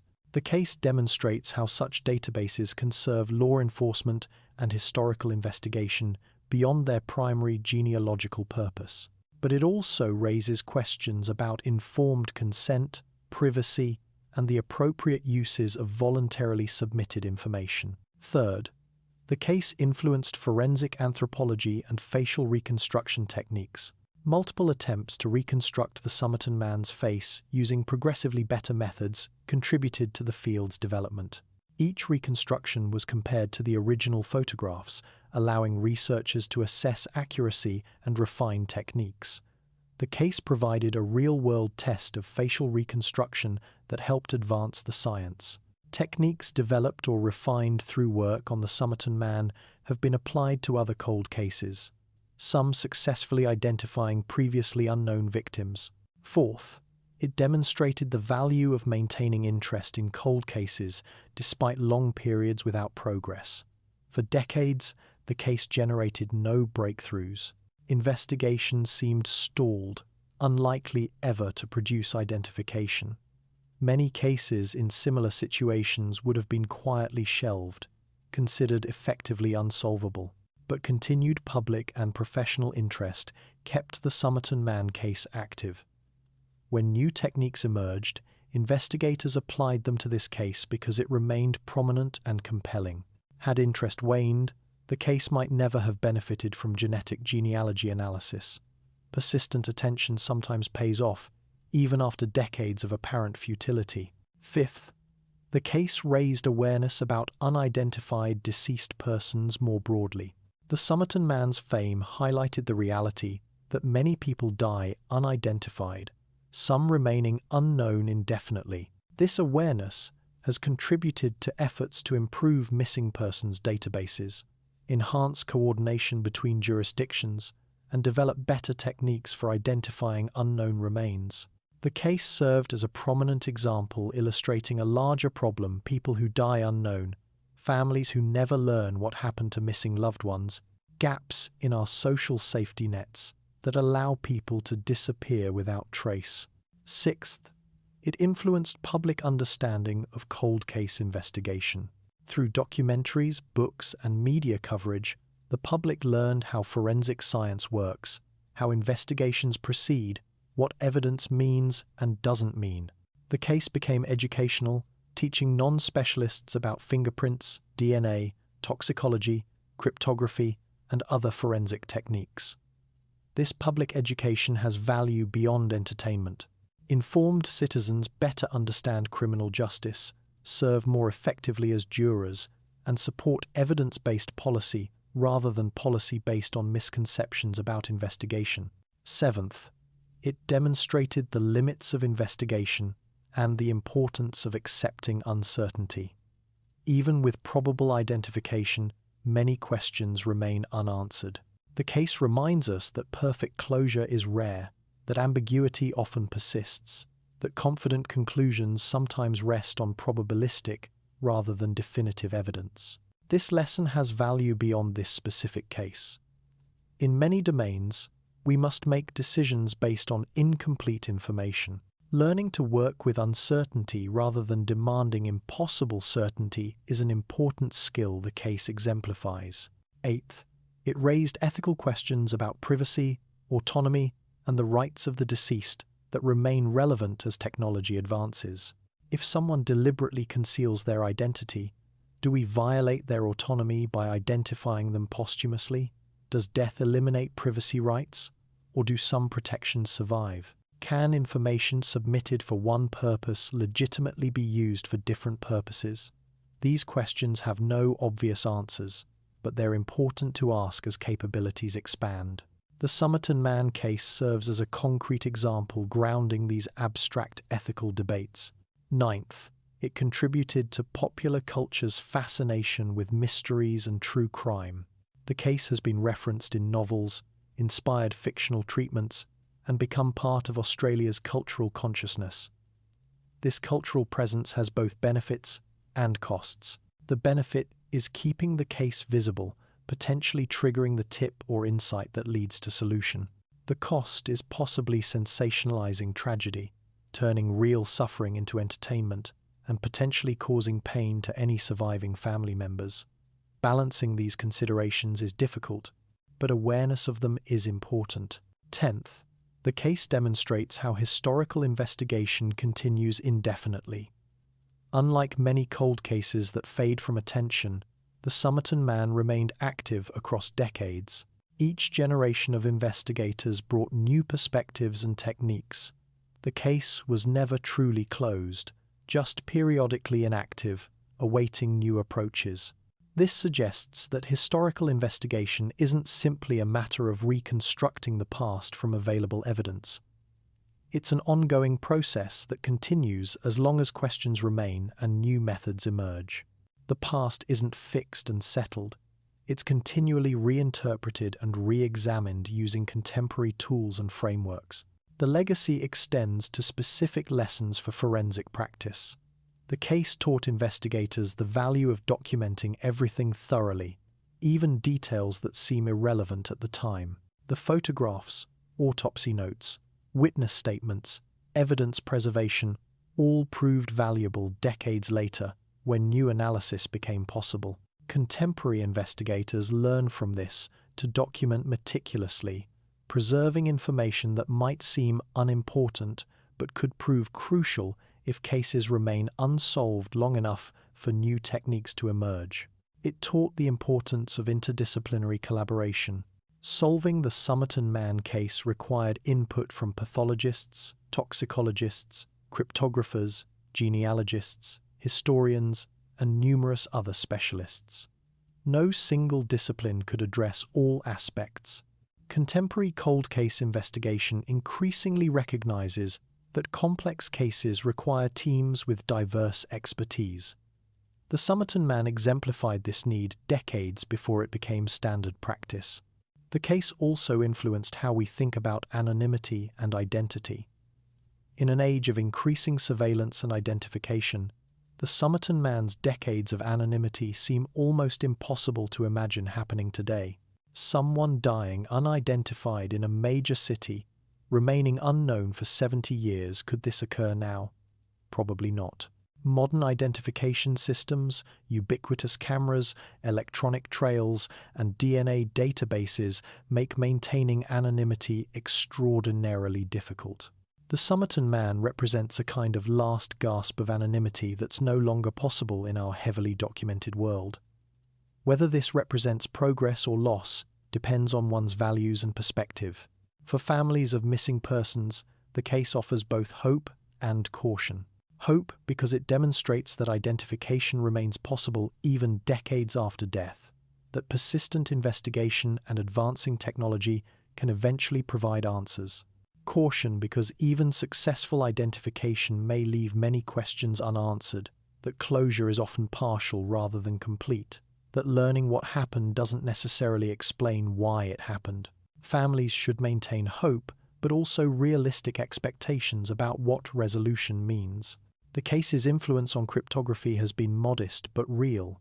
The Tamám Shud code has attracted serious cryptographic analysis, some of which has contributed to understanding historical cipher methods and to developing automated code-breaking algorithms. While the code itself remains unbroken, the effort to break it has produced secondary benefits in cryptographic research. The code serves as a test case for techniques, a challenge that pushes methods and reveals limitations. Any eventual solution would represent a significant cryptographic accomplishment. Perhaps, most fundamentally, the case reminds us of human fragility and mortality.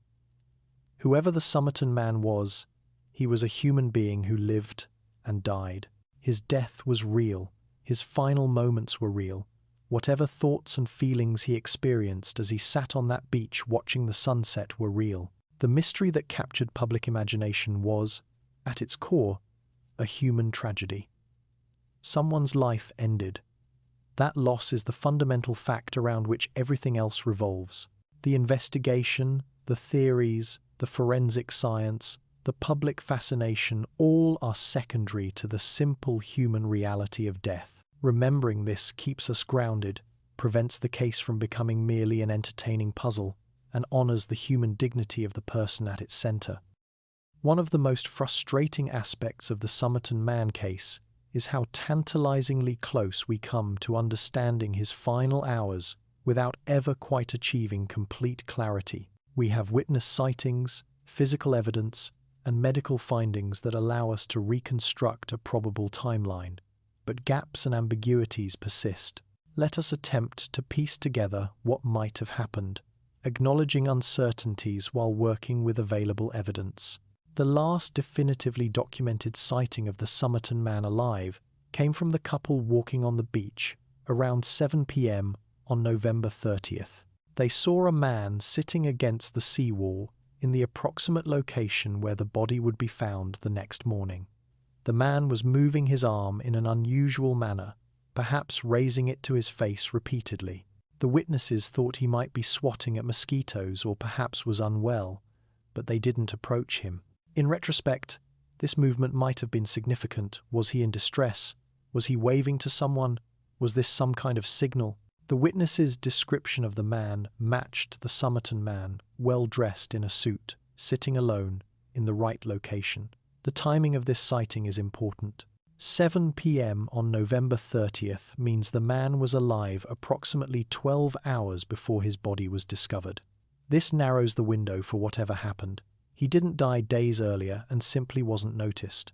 He was alive that evening, and by the next morning, he was dead. Another witness reported seeing a man matching the description being helped or supported by 2 other men on or near the beach that evening. This witness was less certain of details, couldn't provide clear descriptions of the other men, couldn't say exactly what time the sighting occurred, couldn't be definitive about what the men were doing. But if this sighting was genuine, it suggests the Somerton Man wasn't alone. Perhaps he met someone on the beach.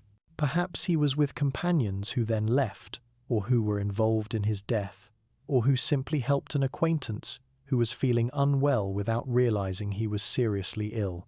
These potentially contradictory witness accounts create ambiguity.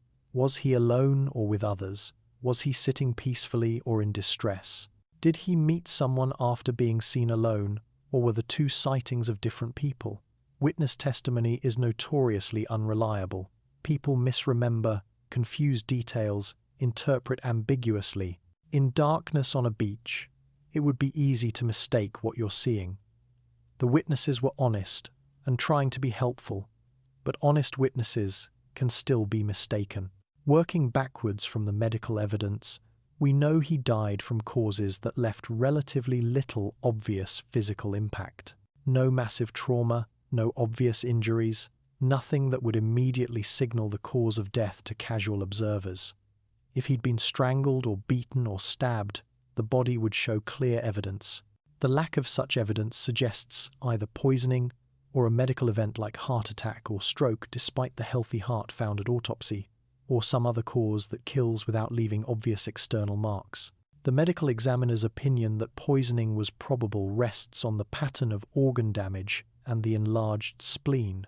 These findings suggest exposure to some toxic substance. But which substance? Toxicology testing in 1948 was limited. Tests for common poisons, arsenic, Strychnine, cyanide came back negative. If poison killed him, it was something unusual, something the available tests couldn't detect. This either meant an exotic poison requiring special access, or perhaps a naturally occurring toxin, or even a substance that was poisonous only in certain contexts or combinations. Timing of death is difficult to establish precisely. Rigor mortis, the stiffening of muscles after death, had begun when the body was found but wasn't complete. This suggested death had occurred several hours earlier, but not a full day earlier. Medical examiners can estimate time of death based on various factors: body temperature, rigor mortis progression, livor mortis patterns, stomach contents, but these estimates have significant margins of error. The most likely scenario is that he died sometime between midnight and early morning, several hours before discovery but after the evening sightings. Let's attempt a speculative reconstruction, acknowledging we're filling gaps with possibilities rather than facts. The Somerton Man arrives in Adelaide at some point on November 30th, possibly earlier.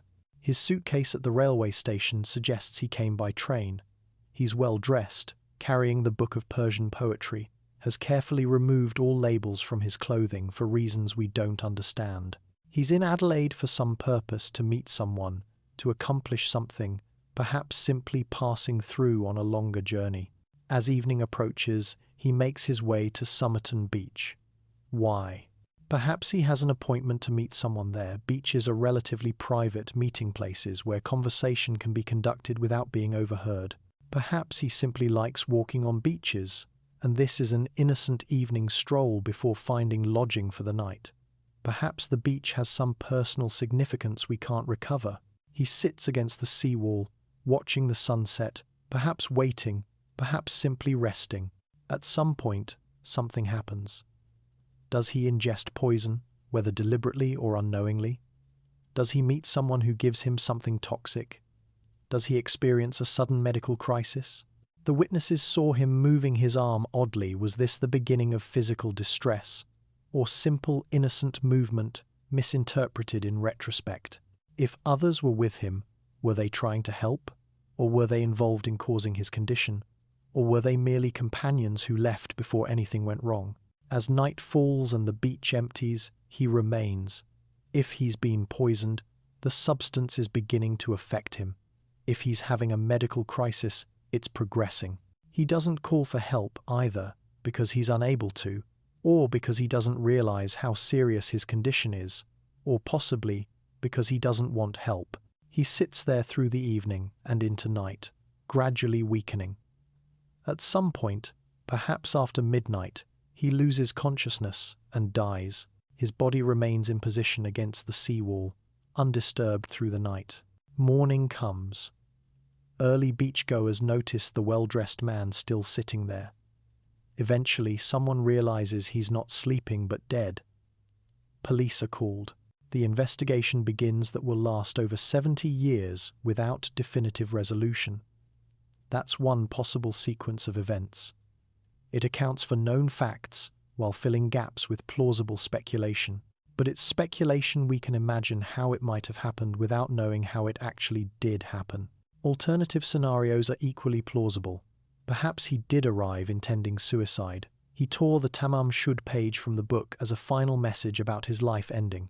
He took poison he'd brought with him, perhaps something subtle that would allow him to sit peacefully as he died, rather than something quick and violent. He sat on the beach he'd chosen for his final moments, waiting for the poison to work. The removed labels and lack of identification were deliberate. He didn't want to be identified, didn't want family informed, wanted to disappear without connection to his former life. The coded message wasn't a cipher, but personal notations whose meaning died with him. Or perhaps he was meeting someone for reasons we can't determine: business, romance, espionage, or something else. The meeting went wrong somehow. He was poisoned deliberately, either to murder him or to incapacitate him for some purpose, and the poison proved fatal. The perpetrators left him on the beach and disappeared, removing or taking anything that would identify him. The book was left in the car either deliberately as a dead drop for someone else, or accidentally, or as misdirection. The code was a message he was carrying, or had received, unrelated to his death, or cryptically connected in ways we don't understand. Or perhaps everything mysterious was coincidental. He died from an undiagnosed medical condition or accidental poisoning unrelated to any plot or scheme. The removed labels had an innocent explanation: second-hand clothing, or personal preference, or something we simply don't know. The Tamám Shud page was a bookmark or a sentimental token unrelated to death. The code was notes about something mundane. The woman who denied knowing him genuinely didn't know him, and the phone number's presence had some explanation that's innocent but obscure. His lack of identification was ordinary travel practice of the era, rather than deliberate concealment. The mystery exists because multiple innocent elements combined to create an appearance of conspiracy where none existed. Each scenario is possible. Each fits some evidence while requiring assumptions about other aspects. The truth might be one of these, or something entirely different we haven't imagined. This is the fundamental challenge of the case. We have pieces of information that don't quite connect into a definitive picture. We see glimpses of what might have happened without seeing clearly what did happen. The psychological dimension deserves consideration too. What was the Somerton Man thinking in his final hours? If he knew he was dying, what went through his mind? If he was surprised by death, what were his last thoughts? Did he feel regret, peace, fear, confusion? These questions are unanswerable, but they're fundamentally human questions. Someone had an inner experience during those hours that we can never recover. That consciousness, with all its thoughts and feelings, is permanently lost. If he was contemplating suicide, perhaps he was thinking about whatever had brought him to that decision: failed relationships, financial ruin, terminal illness, unbearable psychological pain, or any of the countless reasons people choose death. Perhaps he was thinking about people he was leaving behind, or about relief that his suffering would soon end, or about the afterlife if he believed in one. Perhaps his thoughts were simple and immediate: the beauty of the sunset, the sound of waves, the physical sensations of sitting on sand. If he was meeting someone, perhaps he was nervous about the meeting's purpose. Perhaps he was excited about possibilities the meeting represented. Perhaps he was worried about danger he suspected might come. Perhaps his thoughts were mundane, hoping he had the right location, wondering if he'd recognize the person he was meeting, thinking about what he'd say. We project drama onto the situation because the outcome was tragic, but in the moment, before he knew how it would end, his thoughts might have been perfectly ordinary. If he was dying without knowing it, perhaps his thoughts were entirely unrelated to death. Perhaps he was planning what he'd do the next day, thinking about people he knew, remembering his past, making ordinary mental observations about his surroundings. The tragedy of unexpected death is that the victim doesn't know these are final moments. Their thoughts remain engaged with life even as life is ending. There's no chance for final reflections or farewells because they don't know they're dying. The timeline reconstruction reminds us of how much we don't know despite how much we've investigated. We have a general sequence: arrival in Adelaide, presence on beach evening of November 30th, death sometime before morning of December 1st, discovery shortly after dawn. But within that framework, the specifics remain opaque. What happened in the gaps between witnessed moments? What conversations occurred? What decisions were made? What actions were taken? These questions hang in the air, unanswered and perhaps unanswerable. Every cold case has this quality of partial knowledge. We know some things with certainty, can speculate intelligently about others, and face complete blanks about still others. The challenge is resisting the urge to fill blanks with certainty when only speculation is justified. The Somerton Man timeline is known in outline but unknown in detail. Accepting this partial knowledge rather than pretending to certainty is important intellectual honesty. We know he died on Somerton Beach. We don't know exactly how or why, despite decades of investigation and all our reconstructive efforts. The Somerton Man rests in his grave, his story told but not complete, his identity probably known but not certain, his final hours reconstructed but not fully understood. He represents all the unknown dead, all the unsolved mysteries, all the questions that persist despite investigation. His story reminds us to value both knowledge and humility, both persistence and acceptance, both solving mysteries and living with uncertainty when solutions prove elusive. As we close this exploration, we acknowledge both what we've learned and what remains unknown. We've traced the investigation across decades, examined theories and evidence, considered ethical implications, and explored the case's cultural impact. We've seen how modern science achieved probable identification after 70 years, but we've also recognized that identification doesn't answer all questions, that closure is often partial, that mystery can persist despite our best efforts to dispel it.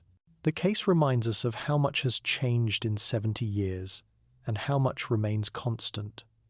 Human curiosity persists. The desire to solve mysteries endures. The need to identify and understand continues. Technology transforms what's possible without eliminating mystery entirely. Some questions yield to investigation while others resist indefinitely. The Somerton Man case exemplifies all these tensions between knowing and not knowing, between technology's power and its limitations, between solving mysteries and respecting privacy, between persistence and acceptance. The beaches of Adelaide continue their rhythms, indifferent to human drama. Somerton Beach welcomes visitors today as it did in 1948. Most know nothing of the man who died there. But for those who know the story, the beach carries weight, a place where history touches the present, where a mystery persists across decades. As we approach the conclusion of our exploration, it's worth considering what the future might hold for the Somerton Man case and for unsolved mysteries more broadly. Technology continues advancing. Forensic techniques continue improving. Our ability to extract information from old evidence continues expanding. What might the next decades reveal? The probable identification as Charles Webb represents a significant milestone, but it's not necessarily the end of investigation. If confirmed definitively, the identification answers the question of who the Somerton Man was, but opens new questions about why he was in Adelaide, what he was doing, and how he died. Future research might explore Webb's life history, attempting to reconstruct his activities in the months before his death. Did he have connections to Adelaide? Had he been there before? What might have brought him to that beach on that particular evening? Genealogical research could potentially identify living relatives of Charles Webb if he is indeed the Somerton Man. These relatives might possess family stories, photographs, or documents that shed light on his life and activities. They might know about medical conditions, travel habits, professional connections, or personal relationships relevant to understanding his final journey. Of course, 70 years have passed, and many potential sources of information have been lost, but genealogical investigation has succeeded in other cold cases, and it might yield insights here as well. Advanced toxicology might someday identify the poison, if poison was involved. Current techniques can detect substances that were undetectable in 1948. As methods improve further, we might be able to test preserved tissue samples for compounds that current testing misses. Identifying a specific toxin would help determine whether death was suicide, murder, or accident. It might suggest professional knowledge or access to unusual substances. It could transform our understanding of what happened on that beach. Cryptographic advances might eventually break the code, if it is indeed a cipher. Artificial intelligence systems are becoming increasingly sophisticated at pattern recognition and code breaking. Quantum computers, when they become practical, will have computational capabilities far exceeding current systems. Perhaps these future technologies will reveal patterns in the letter sequence that today's analysis misses. Or perhaps the code will be broken through historical research rather than computational power.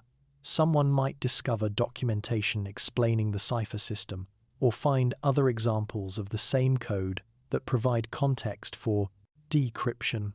Of course, the code might not be a cipher at all. It might be abbreviations, mnemonics, or personal notations whose meaning was obvious to the writer, but impenetrable to others. If so, no amount of cryptographic analysis will break it, because there's nothing to break. It's not encoded information, but personal shorthand. Future investigation might determine this definitively, confirming that decades of code-breaking efforts addressed the wrong kind of puzzle. That would be a negative result, but it would still advance understanding by eliminating an avenue of speculation. The case illustrates how cold case investigation has been revolutionized by technology and will likely continue evolving. DNA analysis, genetic genealogy, advanced toxicology, facial reconstruction, isotope analysis, and other techniques unavailable in 1948 have transformed what's possible. Future techniques we can't currently imagine might solve cases that seem impossible today, just as genetic genealogy solved cases that seemed impossible 20 years ago. This should give hope to families of missing persons and to investigators working cold cases. But it should also counsel humility about what technology can achieve. The Somerton Man case demonstrates that even with sophisticated techniques, some questions resist answers. We might identify who someone was without understanding why they died or what they were doing. We might determine how someone died without understanding their motivations or intentions. Technology expands what's possible without making everything possible.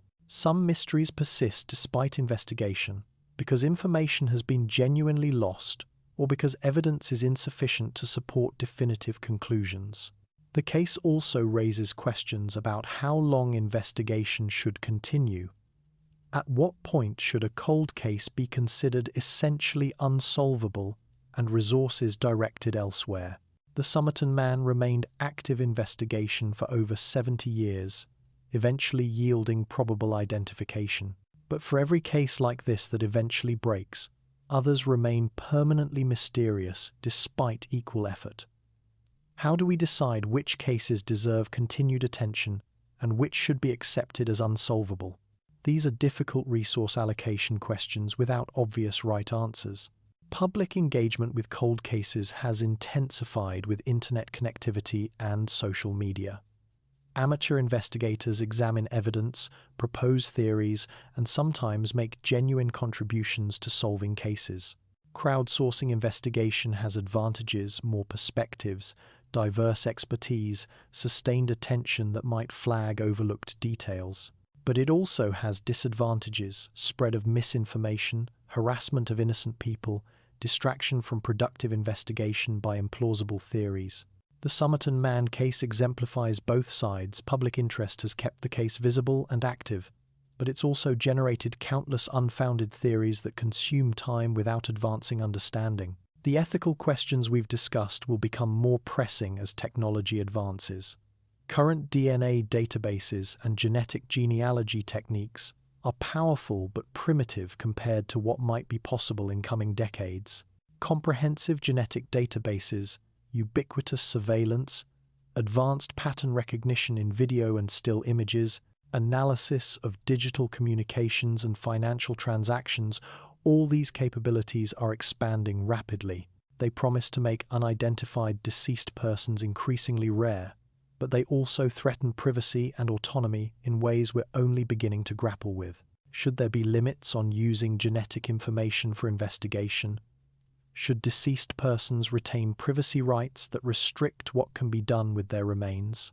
Should families have input into whether cold cases involving their relatives continue being investigated publicly? These questions will require answers as capabilities expand. The Somerton Man case, with its decades-long investigation culminating in probable identification through genetic genealogy, exemplifies the tensions between solving mysteries and respecting privacy. International cooperation in cold case investigation will likely increase. Many cases have international dimensions, victims or suspects who traveled between countries, evidence located in multiple jurisdictions, genetic relatives scattered globally. Current investigation is limited by national boundaries, different legal systems, and varying privacy protections. Future investigation might involve more systematic international collaboration, global databases, and harmonized standards. But this raises sovereignty questions and concerns about authoritarian governments using international investigation infrastructure for repression. The Somerton Man case might also inspire more systematic approaches to preventing unidentified deceased persons. Better missing persons databases, wider use of genetic banking for vulnerable populations, improved coordination between jurisdictions, and more systematic comparison of missing persons reports with unidentified remains could reduce the number of people who die unknown. Some countries are implementing such systems with varying degrees of success. The question is whether benefits of more comprehensive identification systems outweigh privacy costs and risks of abuse. Looking further ahead, technology might eventually make anonymity virtually impossible. Comprehensive surveillance, ubiquitous biometric scanning, mandatory genetic databases, and other measures could ensure that everyone is identified everywhere. Deaths like the Somerton Man's, someone dying unknown despite being in a major city with witnesses and physical evidence, might become impossible. Whether this represents progress or dystopian nightmare depends on your values and concerns. More security and solvable cases, but less privacy and individual freedom. The case reminds us that mystery is not always resolved even with time and effort. Some questions remain unanswered, despite decades of investigation by competent people using sophisticated techniques.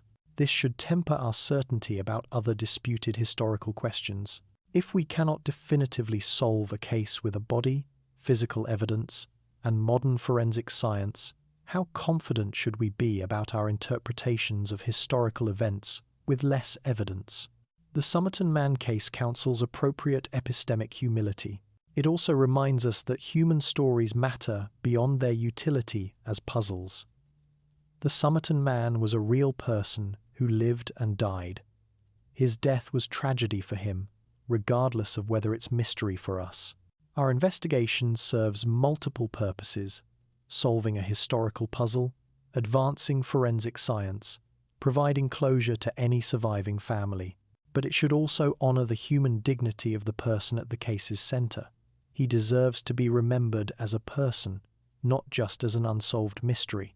As forensic science advances and investigation techniques improve, we'll likely see more cold cases solved in coming years.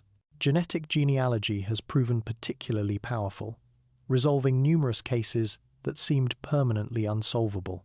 Other techniques on the horizon improve toxicology, better DNA extraction from degraded samples, more sophisticated pattern recognition in images and communications will add to the investigative toolkit.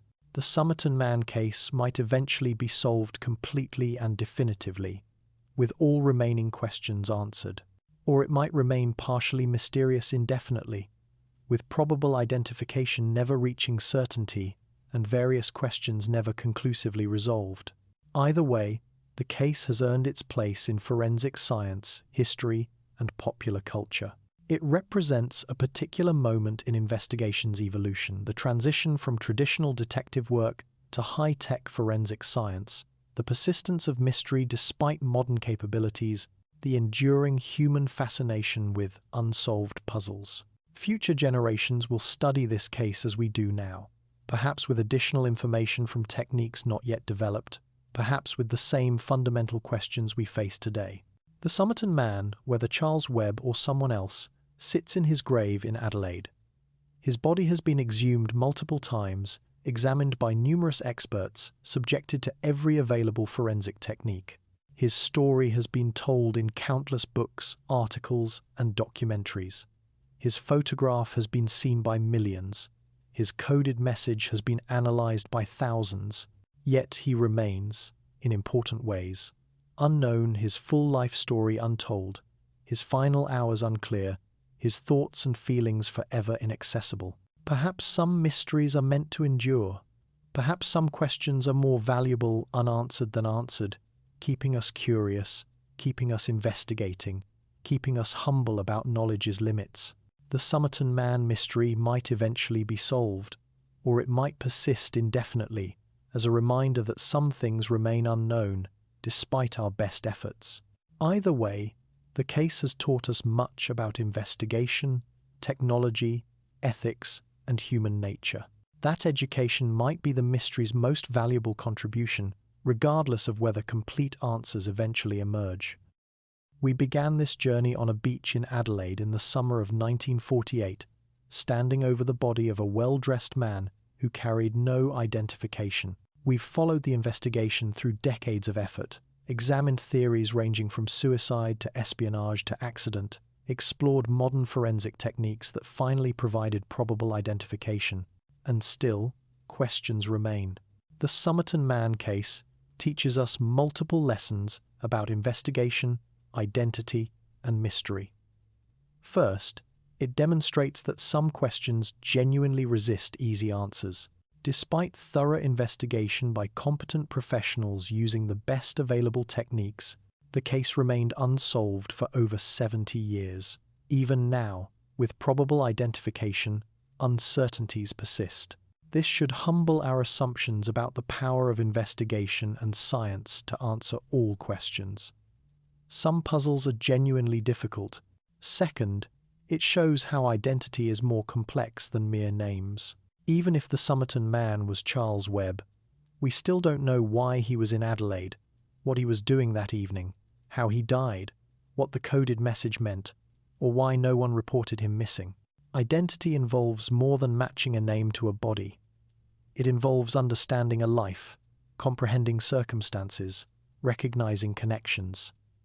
We might know his name, but do we truly know who he was? Perhaps not. Third, the case reveals our deep human need to solve mysteries and explain the unexplained. The Somerton Man has captivated public imagination for decades precisely because he resists easy explanation. The mysterious coded message, the torn page bearing the words, "It is finished," the removed labels, the unidentified body, these elements combine to create a narrative that demands resolution. We cannot accept that he might have been just an ordinary person who died from ordinary causes and whose mysterious elements were coincidental. We need the story to have meaning, to make sense, to reveal some larger truth. Fourth, it demonstrates how investigation evolves with technology. Each generation of investigators applied contemporary tools, fingerprints, photographs, facial reconstruction, DNA analysis, genetic genealogy. Only the most recent techniques succeeded where earlier ones failed. This suggests that some questions can only be answered once technology advances sufficiently. Perhaps future techniques will resolve remaining uncertainties. Or perhaps some questions will remain permanently beyond our ability to answer them definitively. Fifth, the case raises important ethical questions about privacy, surveillance, and the rights of the deceased. As technology gives us unprecedented ability to identify people and track their movements, we must consider whether this ability should always be exercised. Did the Somerton Man have the right to remain anonymous? Do we violate his wishes by identifying him decades later? These questions don't have simple answers, but they're important to ask as we develop new identification capabilities. Sixth, it reminds us of human mortality and the tragedy of dying unknown. Whatever else the case represents, at its heart is a human death. Someone's life ended on that beach. Whether that person was Charles Webb or someone else, whether they died from suicide, murder, or natural causes, their death represented loss, the end of a consciousness, the conclusion of a life story, the permanent disappearance of someone who'd once been a child, young adult, and middle-aged person with hopes and fears and daily concerns.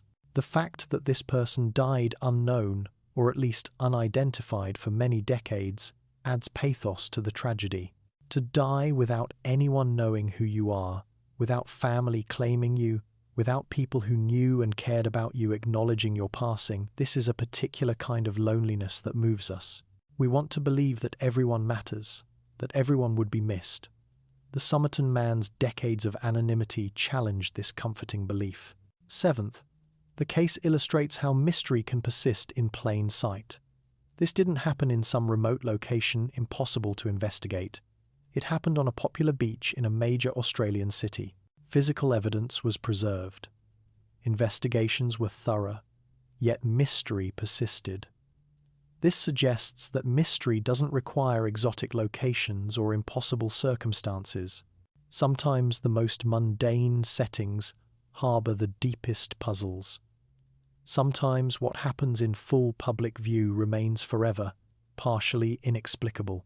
Finally, the case teaches us about the limits of knowledge and the importance of accepting uncertainty. We live in an age that assumes all questions have answers, all mysteries can be solved, all problems can be addressed with sufficient effort and technology. The Somerton Man case quietly disputes these assumptions.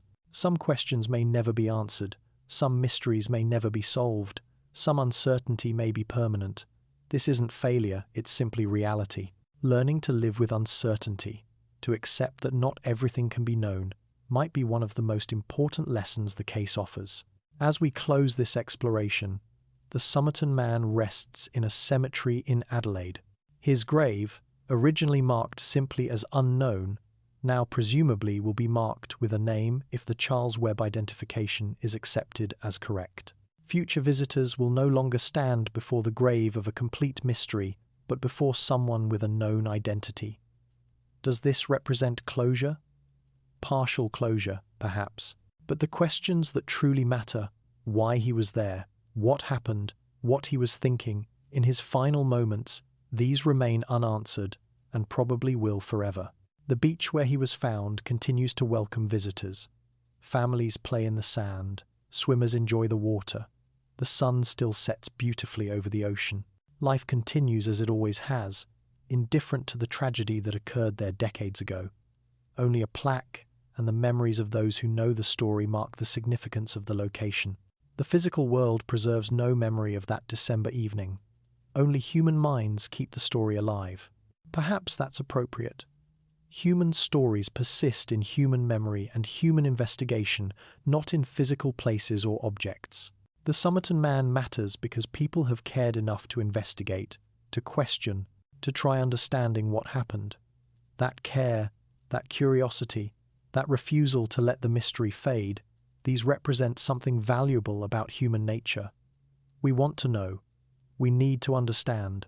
Even when understanding proves elusive, the effort itself has meaning. The Somerton Man case will likely continue to fascinate future generations. New techniques may reveal additional information. New theories will be proposed. Perhaps someday someone will find documentation that explains everything definitively.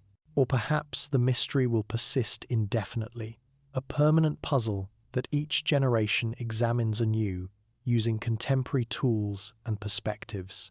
Either way, the case reminds us that the past is not simply closed and known. It contains mysteries that persist into the present and future. As we leave Somerton Beach and the mystery of the man who died there, we carry with us questions more than answers. Who was he really? Why was he there? How did he die? What did the coded message mean? These questions echo across the decades, unanswered and perhaps unanswerable. But asking them, contemplating them, refusing to simply forget the man who died unknown, this itself honors his memory and acknowledges his human dignity. The Somerton Man was someone's son, perhaps someone's brother or friend or lover. He lived a life, had experiences, made choices, and eventually died on a beach far from wherever he'd considered home. That life, that death, that mystery, they matter, not because they're sensational or entertaining, but because they were real. Someone lived and died, and we still wonder who and why and how. That wondering, that caring enough to investigate and question, that's what keeps the story alive. Thank you for joining me on this journey into one of Australia's most enduring mysteries. The Somerton Man's story reminds us that even in our age of surveillance and databases, even with DNA analysis and genetic genealogy, even with decades of dedicated investigation, some mysteries persist, Some questions remain unanswered, some truths stay hidden, and perhaps, in the end, that's part of the human condition, to live with uncertainty, to accept that not everything can be known, and to find meaning in the questions themselves, even when answers elude us. Until our next journey into history's unsolved mysteries, I wish you curiosity that leads to discovery, and peace with the questions that have no answers. Sleep well, knowing that some mysteries enrich us more than their solutions ever could. Good night.